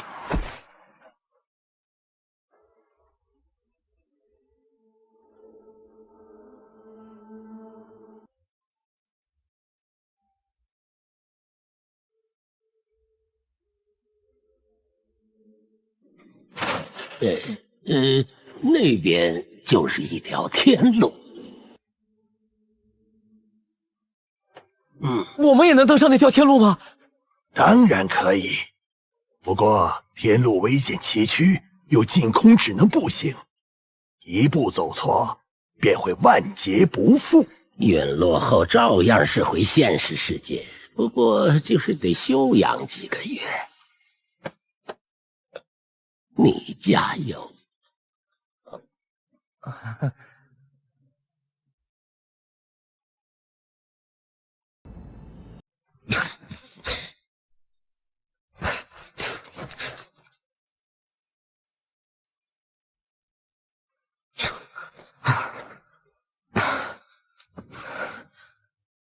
自从踏上这条路，就像是有一座无形山岳压在肩上，整整3天，方才走到尽头。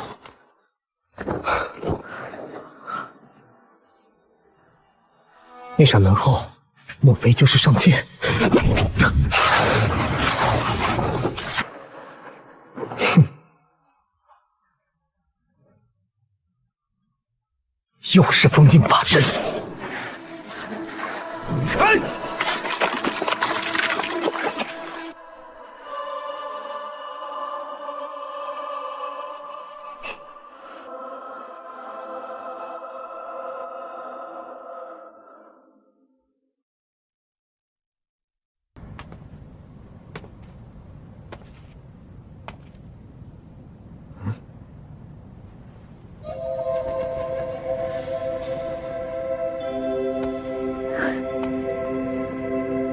大凶！妖怪，是天仙！我还是人皇呢。这条路到底通向哪儿？你不知道，看来真是从下面爬上来的大凶。已经几万年没有大凶爬上来了，本仙运气真不错，这就将你抓回去，收为坐骑。你就不怕被抓回去当坐骑的是你自己吗？这铜雀坛会压制修为，进入之人皆在同一境界。可你来自法则不全的下界，同境对战，怎会是我的对手？哼，这话该我说。同境界，没人是我的对手。那我更要试试看。坐地成尊。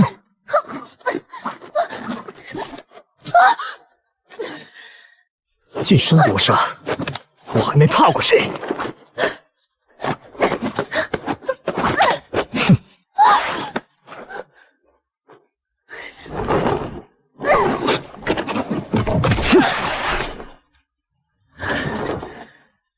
这家伙肉身这么强，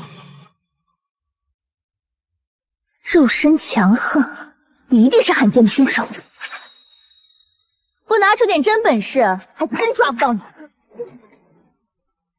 神剑术，来得好！是。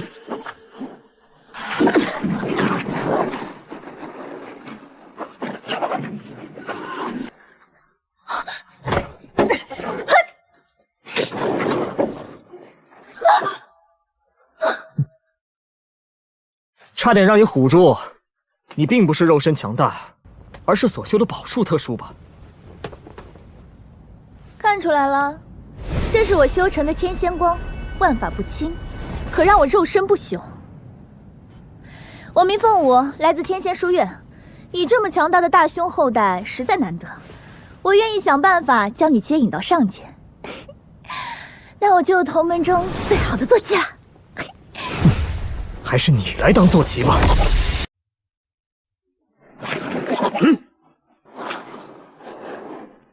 是个初代。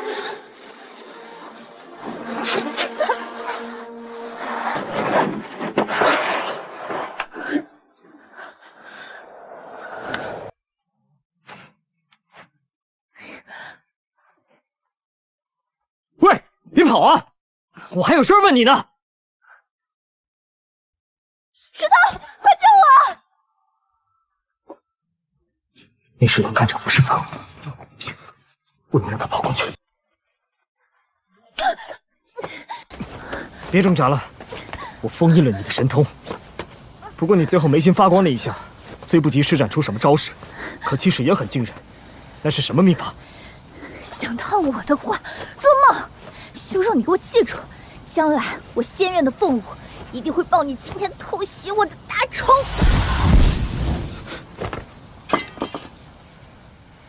这是直接冰结返回现实世界了，要命！什么也没打听出来，反倒先结了个仇人。没办法，继续前行吧。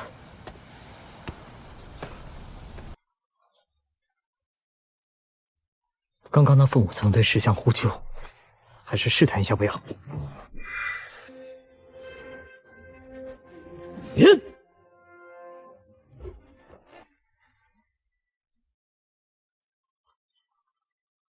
这真的只是石像？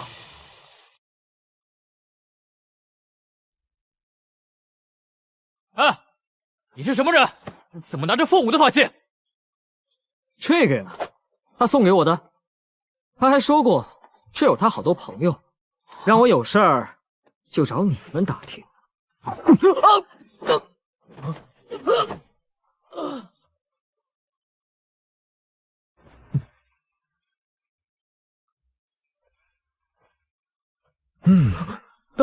大兄，你想怎么样？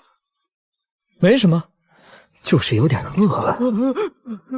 我问什么，你们答什么，就不吃掉你们。那黄金门后是什么地方？是灵界。灵界？上界太古众神以精神构筑的世界，唯有灵石可以进入，故此被称作灵界。那门口的石像又是什么？那是灵界守门人，只是年代久远，已经寂灭了，只有神火还在跳动。你们一见这剑就认出是那凤舞的法器，他很有名吗？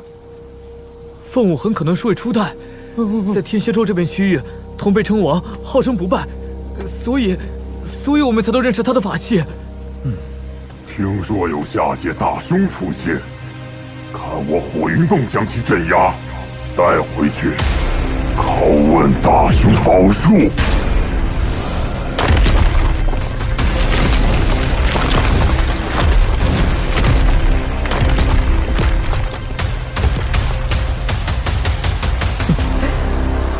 你这出场的鬼样子，还好意思说别人是大凶？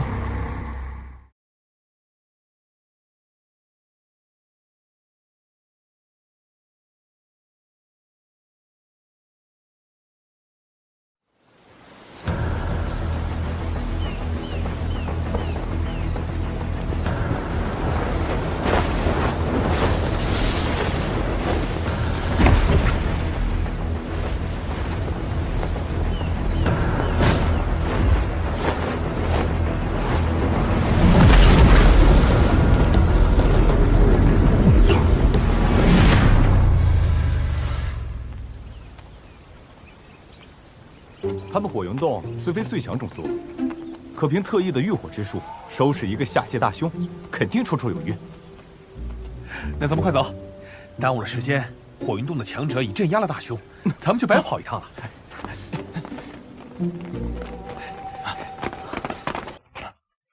哎，打完了没？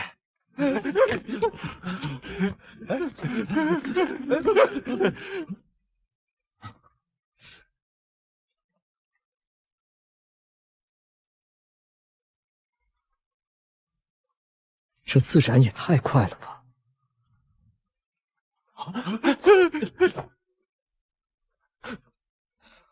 我就想跟你们好好聊聊，至于吗？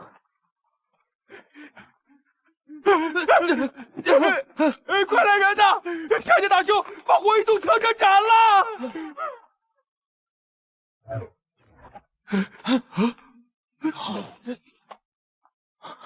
这下没事了。有高手来镇压了，下界大凶，休得猖狂！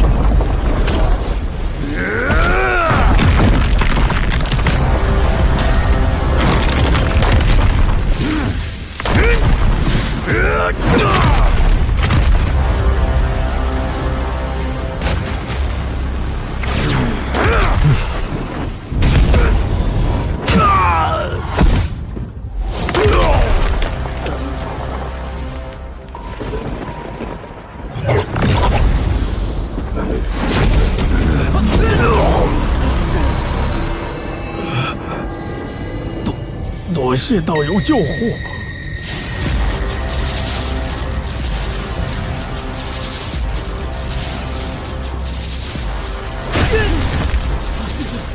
我名真伦，特来领教一二。名字的真伦，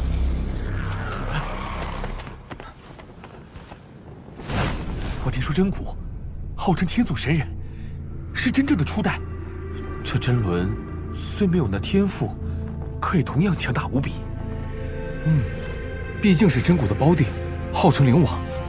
我名昊天，正希望有位强大的对手，请赐教。好，肉身之强，世所罕见。不如再比比各自的宝术。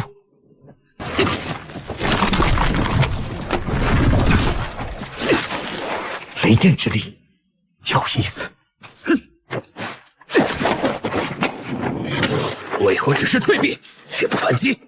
你的实力应不止于此。那就让你看看我的宝术——朱雀四击，进步。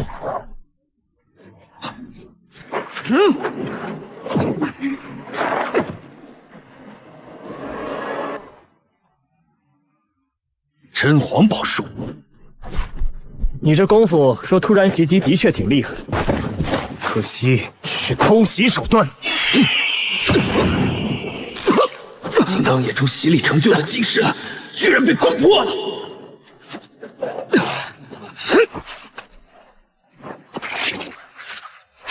这不是传说中真古的天赋神术吗？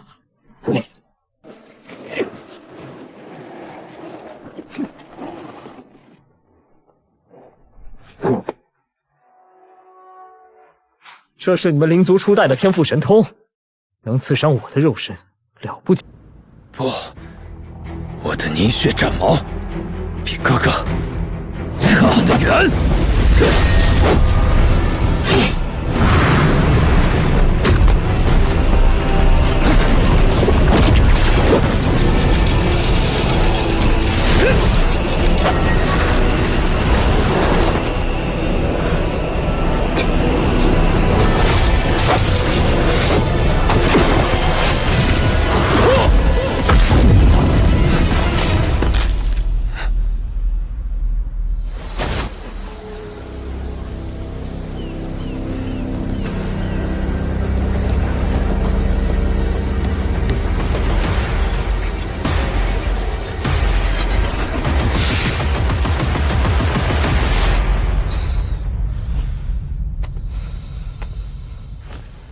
下界法则不全，你竟能修炼到这样的程度。你也不错，是第一个让我受伤的人。败军之将而已，我输得心服口服。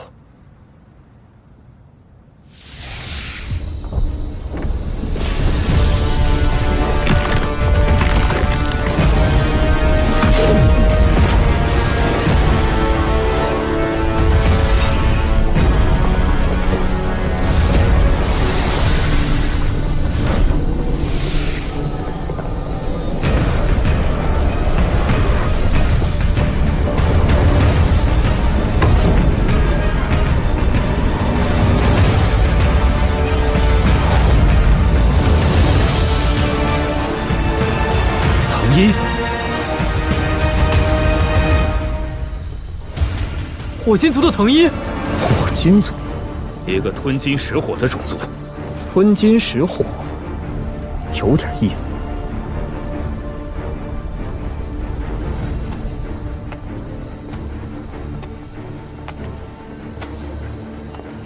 藤一可是一位真正的初代，在太古前就号称10大种族，传承至今还是那么强大。因为火金族特殊啊，听说他们的人虽为同族，可却形态不一，或为神藤，或为大树，甚至还有各种人形、兽形，只是都以火焰金属为食，强大无比。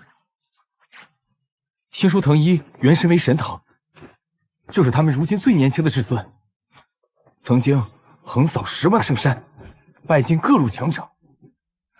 这下那大兄算是完了。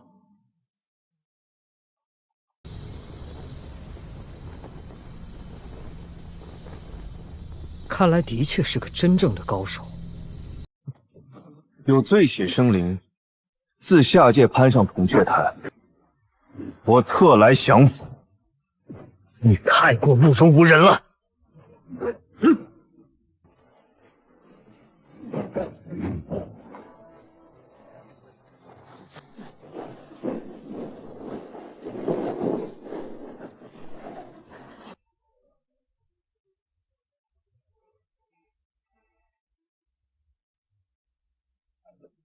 你很强，强到超乎我的意料。可惜越是如此，越不可容你在此肆行无忌。至月神印，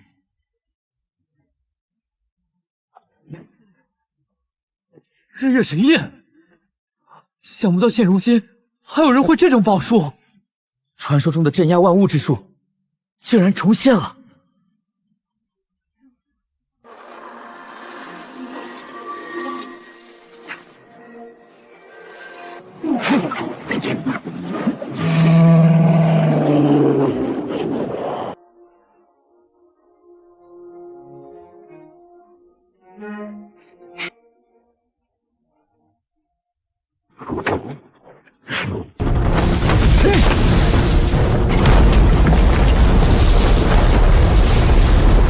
以阴阳之力对阴阳之力，这两人竟都掌握了如此大神通。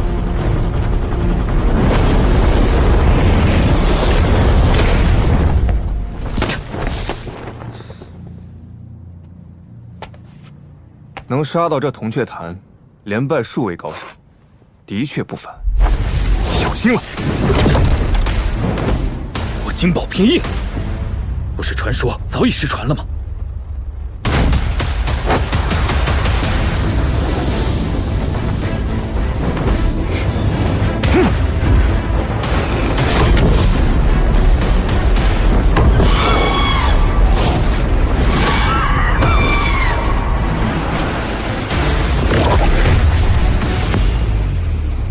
竟能同时演化出不同种族的宝术，这宝瓶印神通太可怕了。不是完全的宝术，只是部分奥义，尚可对付。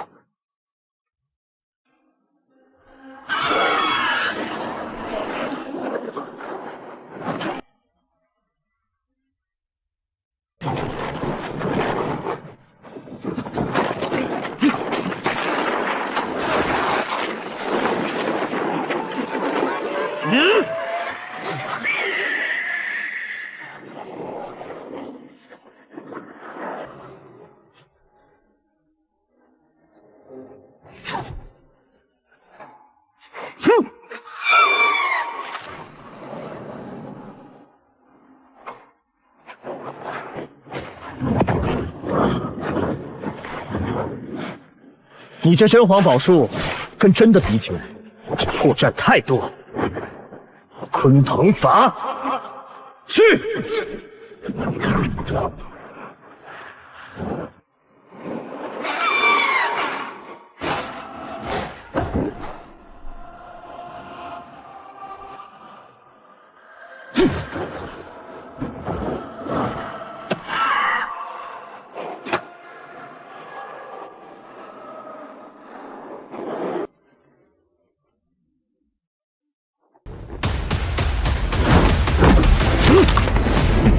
你很强，可惜还是上当了。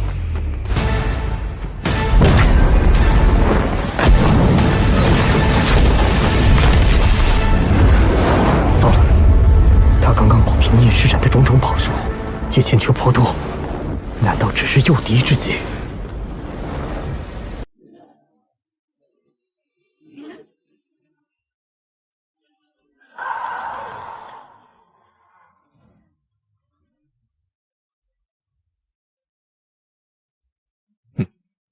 业火可点燃人心中之恶，让人形神俱灭。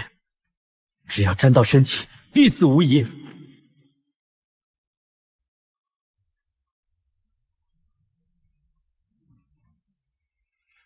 如此荼毒肆虐，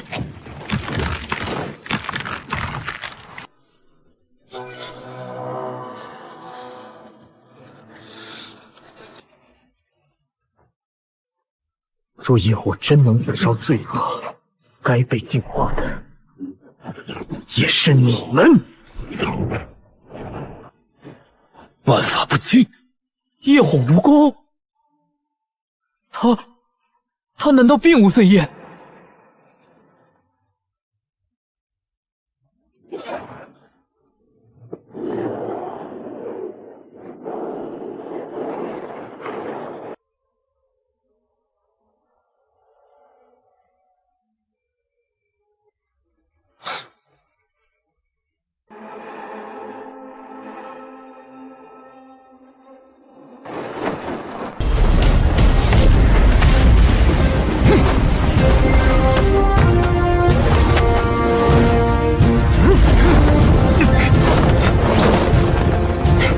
同归于尽吧！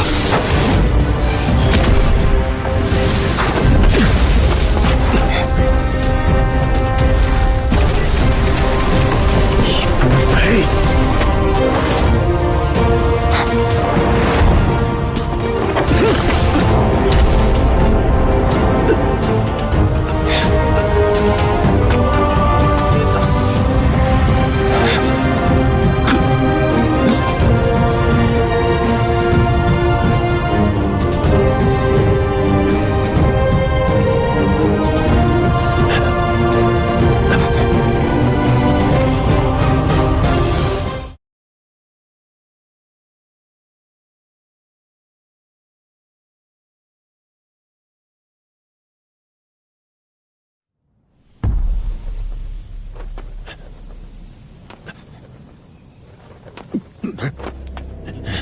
不会这么不过瘾吧？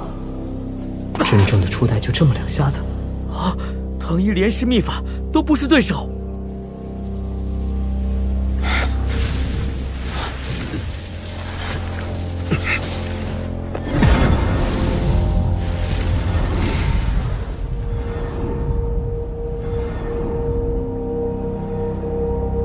这样的重伤也能自愈？跟那重瞳家伙一样抗揍，可惜靠做沙包是打不赢人的。应该还有未施展的秘法，气势又增强了，终于可以见到上界真正的战力了。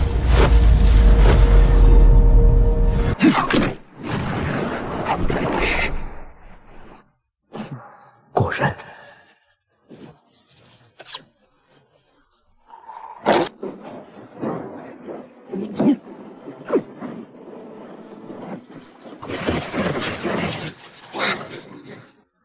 阴阳逆转，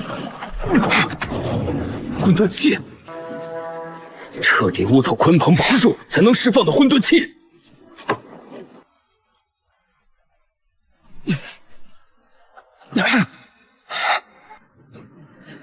听闻唐一威震10万圣山，自出世以来，别说败绩，就连平手之局都从未有过。经此一战，这下界大凶无论如何都足以震动灵界了。自然号称初代，正好借机验证一番上界的实力。没必要浪费时间，让我看看你的至尊术。他因是以禁忌之法在灵界横渡，短时间内从10万圣山赶到此地与你对决。此时禁忌之法的时效就要到了。既不能全力一战，要你又有何用？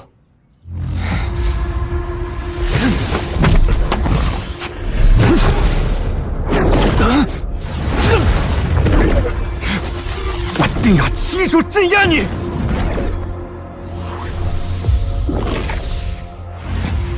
无法发挥全部实力，就干脆别打，真扫兴。你如此折辱藤一，他必定不顾一切再次降临，与你决一死战。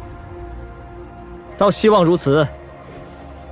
不过他要是不来，听说你家兄长也是实力非凡，你可愿助我约其一战？我家兄长也愿多与各方高手交流，我一定把话带到。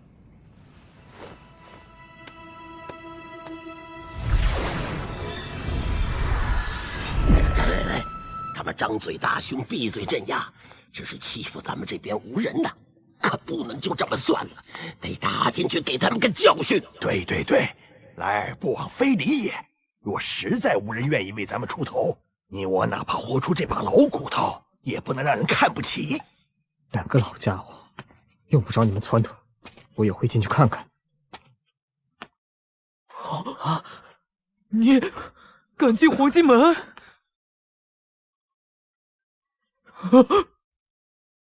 喂，可还有人愿意与我一战？有人愿意与我一战？这大兄无人压制，不会真要闯进来吧？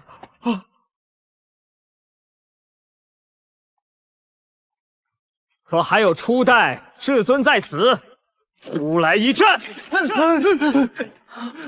好像过来了。再无人出来应战，我就要进去了。他就冲进来了，快跑！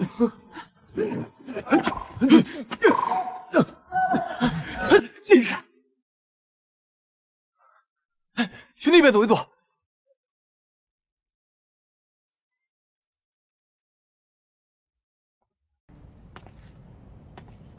他这是放过咱们了？应该是让咱们自己冰解吧？啊，那岂不是要养伤好几个月？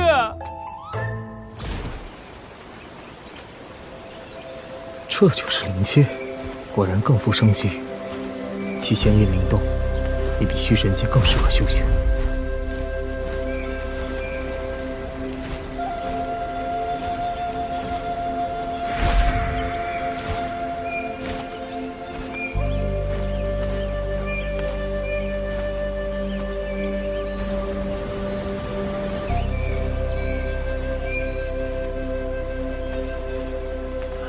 时隔万年，又有大凶进入我灵界。听说他们嗜血好杀。你们可愿谈谈？我……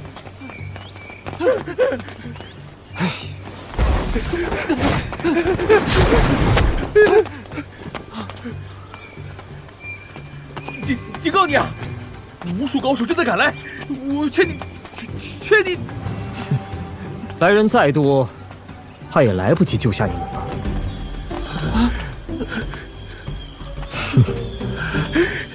我们宁可自斩，也不会任你羞辱。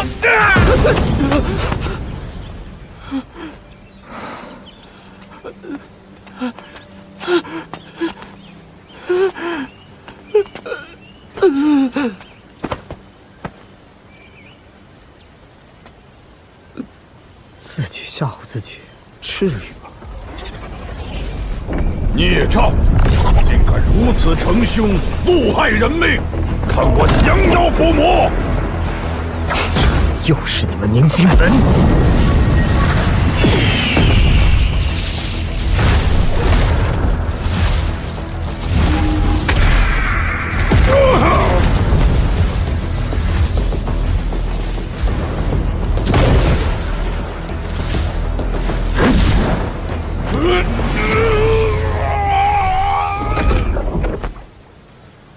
还能降妖伏魔吗？大圣上有长剑了！快跑！我问你，我若真被你在此收服，那我在下界的肉身怎么办？哼，休想探听上界之秘！好，那你也别怪我不给你自斩的机会。哼，你敢威胁我，整个宁静门！回答就永远闭嘴吧！开始接引。是的，在此收服你后，还需寻到你的肉身。在灵界，哪怕是你们这些古教，也无法让我肉身上界。正是，灵界毕竟是精神构建的世界。明白了，可是我这就打算放了你的，怎么自斩呢？看来这里只能助人了解上界，并非上下界连通的真正通道。继续深入也没意义了。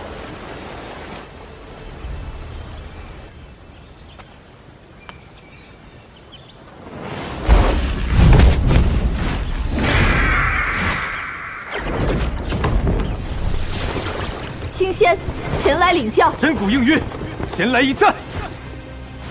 你小子别跑，咱们再战。2个老家伙又骗我。所谓的连通上界，就只是精神世界连通，肉身却上不去。那时间久了，岂不是要肉身枯寂？哎，你又没说过必须肉身飞升。就是，那地方的确连通上界，就跟虚神界连通下界一样。少废话，给我这种误导信息，咱们还得算账。这小子又要跟咱们算账，咱们就别在青铜门这傻等了，快跑吧！就算追到初始地，也不能让你们跑了。这两人在此处，竟能施展旁人所不能的手段，看来他们与这虚神界关系匪浅呢。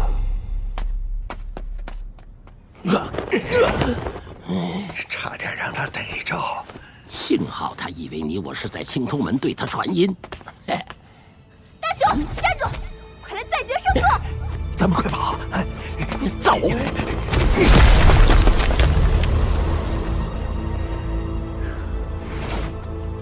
不能让他就这么跑了，你我就此杀下去！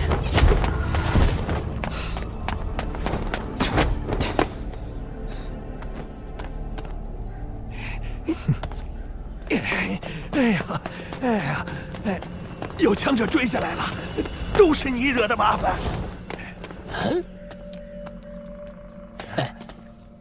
要不开辟一个牢笼战场，找几个人跟他们打？哎呀，算了，下界极弱，对抗不了那些人的，一边倒的杀戮，何必呢？你们两个老家伙，果然跟他是一伙的，一同镇压！镇压我们？闭口！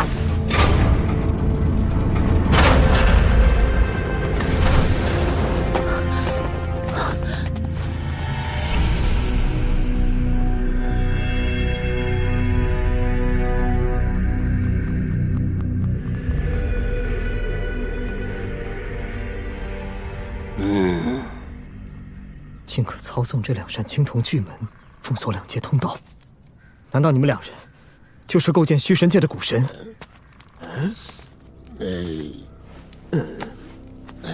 想不起来了。应该不是，只是感觉自己的真身应该在上界。那样的话，你们的肉身岂不是早就枯死了？除非你们有不死不灭的境界。你们到底是什么人？真的想不起来了。这干嘛一副虎视眈眈的样子，怪吓人的。别转移话题，现在说的是你们的身份。我们的身份不重要，你的奖励才重要。要不是我们指点你跑了这一趟，你能得到这个？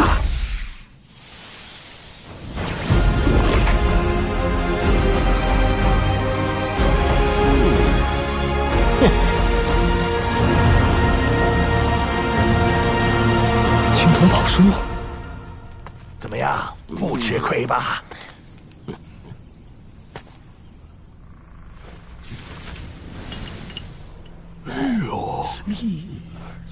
？9块，你都有9块了。我自己的10亿的，以及当初战胜10亿所得的奖励，共有8块，再加上今天这块，的确得到9块了。应该是10块才算齐全。看来你虽然进入了灵界，可走得不够远呐。走得够远就能集齐？你们怎么不早说？如果我真身进入上界，从那边进入灵界，再从黄金门走出来，是不是算走得够远了？那是作弊。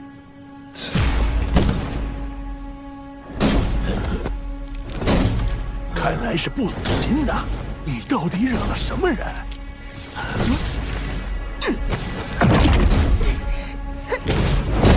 让他跑了，我可是耗费了无数灵药，才在短时间内恢复了并且自斩的伤势，气死我了！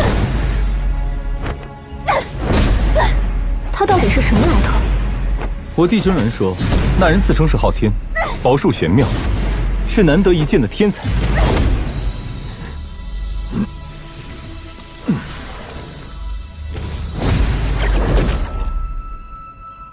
看来你在上头闯出名号来了。以后我们俩有机会，说不定能入灵界，给你收2个师弟回来。耶！又有新故事可讲了。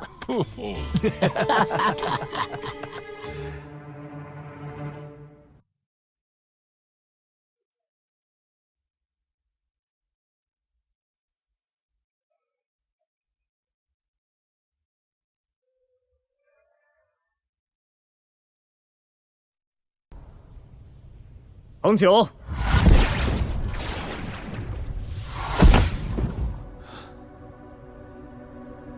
陛下，上次你说清风性格软弱，看来是知道我在想些什么。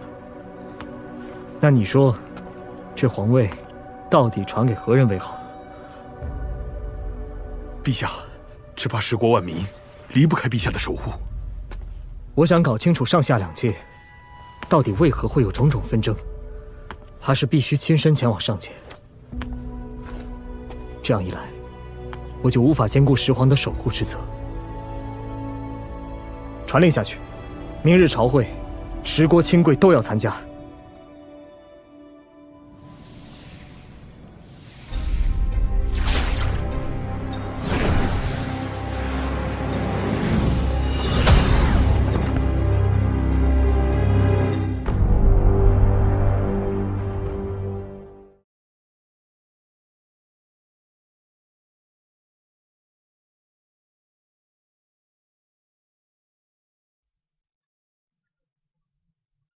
诸位，考虑的怎样了？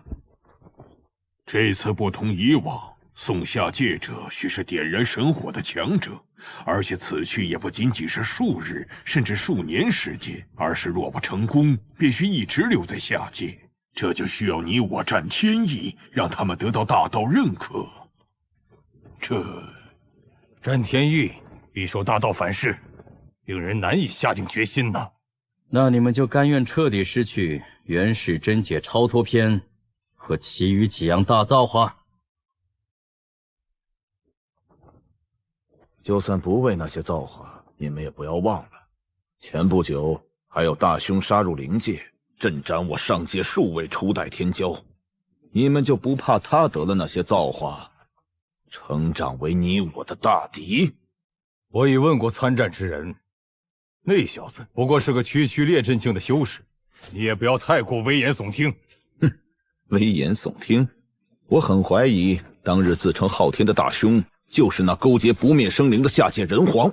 若真是此人，不要说列阵，哪怕只是洞天般血，甚至是普通凡夫，也绝不该容他活下去。既然如此，我愿付出一些代价，只是具体如何破戒，诸位可有想法？我冥途有一接近至尊级的虚空兽骨架，可以破戒。好，既然如此，我去准备天国血祭。此次寻造化尚在其次，斩杀那下界大凶才是当务之急。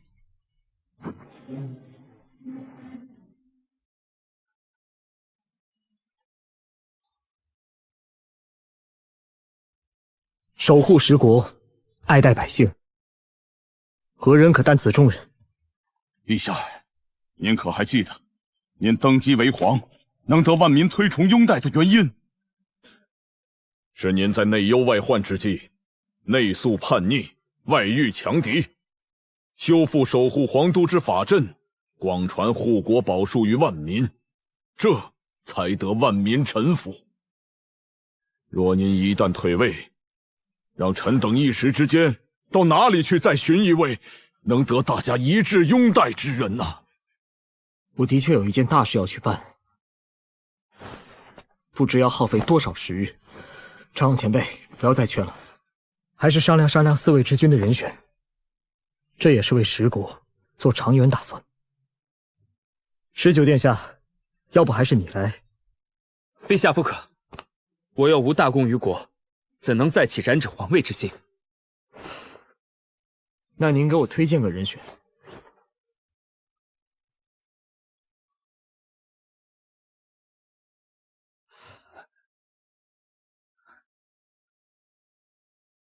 若说陛下之外的人选，我想唯有一人有此资格。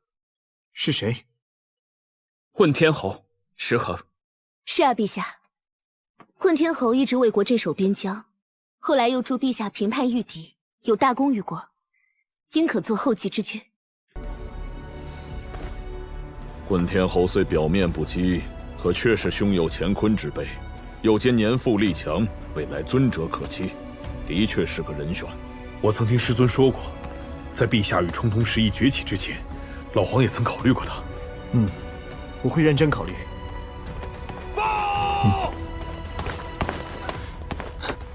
报陛下，混天侯急报，西疆大乱。西疆，混天侯，吞天阙在线，已吞噬1000万生灵。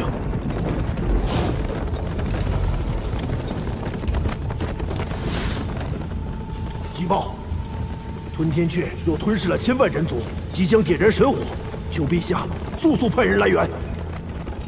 吞天阙，该有个了断了。我看这吞天阙也许已点燃神火了。这胸前如此疯狂杀戮，应是如混天侯所说，正在吞噬血石冲击神境。你为什么觉得他已尽齐了？既能躲过天地大劫，又选择在天下无神后才尝试点燃神火，可见这凶禽生性狡诈。既如此，他在明知你已成人皇，甚至借小涅槃丹之助，已在国中培养出数位尊者的情况下，仍然如此凶狂，不惜暴露自己，惹下如此杀业，肯定是以无惧尊者们的为杀了。所以我判断，他肯定已点燃了神火，除非什么？除非此事另有隐情，咱们整个判断的基础就不对。这些都是你自己想出来的。也许我不该带你来西疆的。重建师门之战，我因修行未成没能参与，如今正好借此机会印证所学。好，若不能在实践中印证，所谓懂得学会都毫无用处。能想明白这个道理，清风，你真让我刮目相看。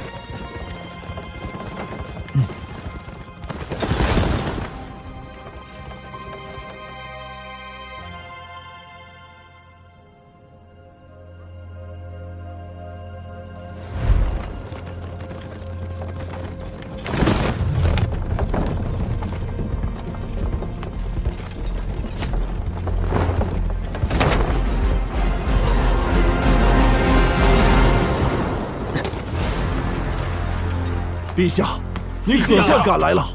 你我之间无需多礼，说说具体情况，到底怎么回事？是。陛下，里边请。臣初次发现问题，是在大约10天之前。那日我率部下外出巡视，依惯例，当夜本应在西界城过夜。大家加把劲儿，进城好好休息一夜。嘿嘿，是啊，进城之后好好喝上2杯，舒舒服服睡一夜。不对。城门前怎么好像无人值守？城门洞开，也无人出入。大家加强戒备，跟我进去看看。是。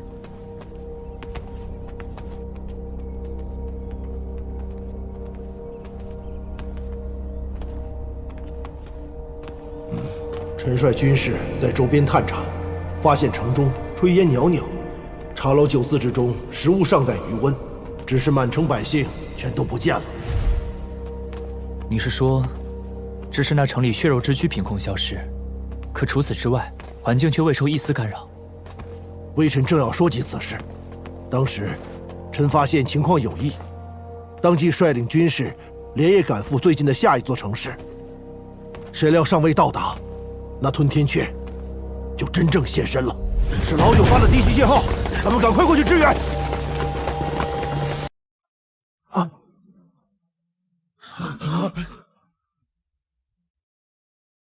老九，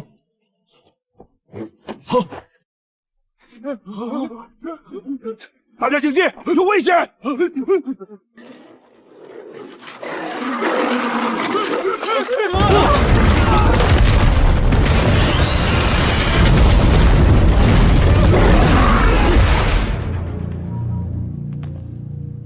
后来，只有微臣凭借微末修为拼死逃出。同袍兄弟们却没能逃过这一劫。后来统计，只那一劫，吞天雀就吞噬生灵不下1000万之巨。微臣这才将消息急报陛下，可同时，那畜生行事也越来越无所顾忌。陛下赶来之前，这短短时间，怕是又有不下1000万生灵遇害。就是说，除你之外，其他亲历者都已死去了。清风，混天侯伤感同袍之事，有什么疑问，明天再说吧。陛下恕罪。想起了那些陨落的同袍，石恒悲伤难以自制，有些失礼了。既如此，就请陛下在此安歇，明日石恒再来拜见。混天侯也无需太过悲伤，为国尽忠者，我石豪绝不会让他们白白牺牲。至于那些戮害我石国同胞者，无论是谁，我也一定会让他们血债血偿。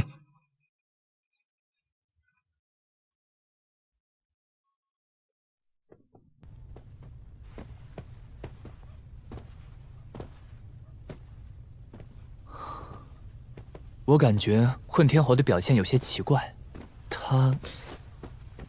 他连遭变故，心中有事，与以往有些不同，没什么奇怪。我知道此事有意，且静观其变。早些休息吧，明日还有大事要办。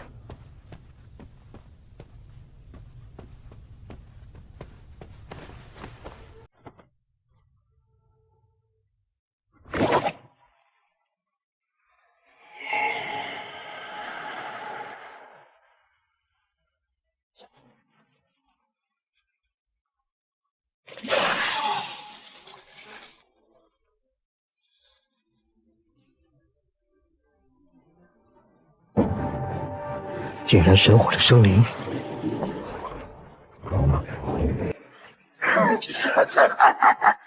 既看出来了，还不赶快受死！果然不是吞天雀。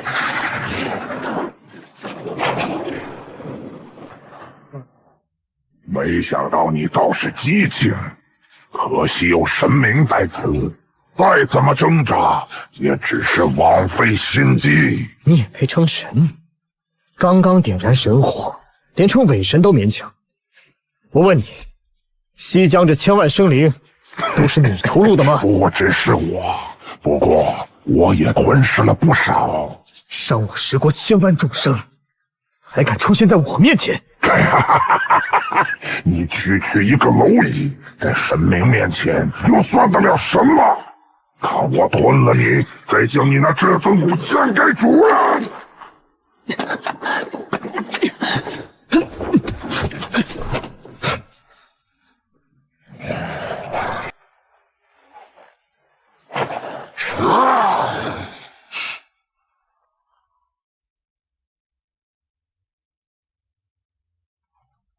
还有主人，清风，怕不怕？怕，毕竟是点燃神火的生灵，怎会不怕？可我知道，怕也无用，必须反抗。好，我甚至彭九都以为你软弱，看来其实你是坚韧。你真让我惊喜。咱们先干掉这大爬虫，看看它的主人出不出来。小子，你算什么东西？敢说我是爬虫？你这句话吞了你后，我还要去杀尽十国众生。爬虫就是爬虫，就算点燃了神火，脑子里也是一团浆糊。你看不出我根本不怕你吗？也不想想我有什么倚仗？你一个卑贱的罪血，就算有什么后手又能怎样？你再辱我，我要让你知道毒神的下场。小红，你的点心来了。点燃神火的飞蛇，打不住啊！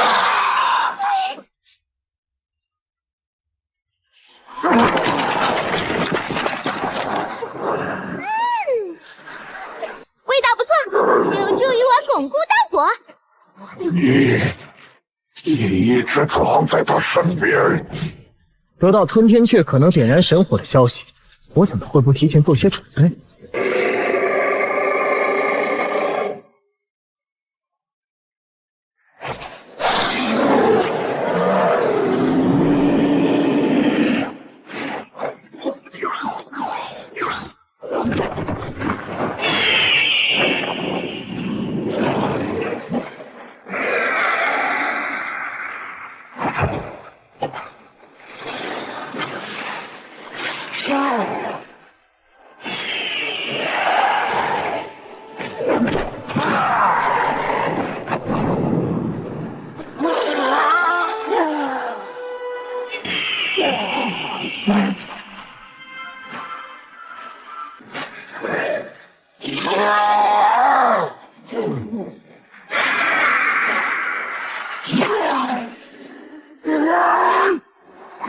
救我！主人救我！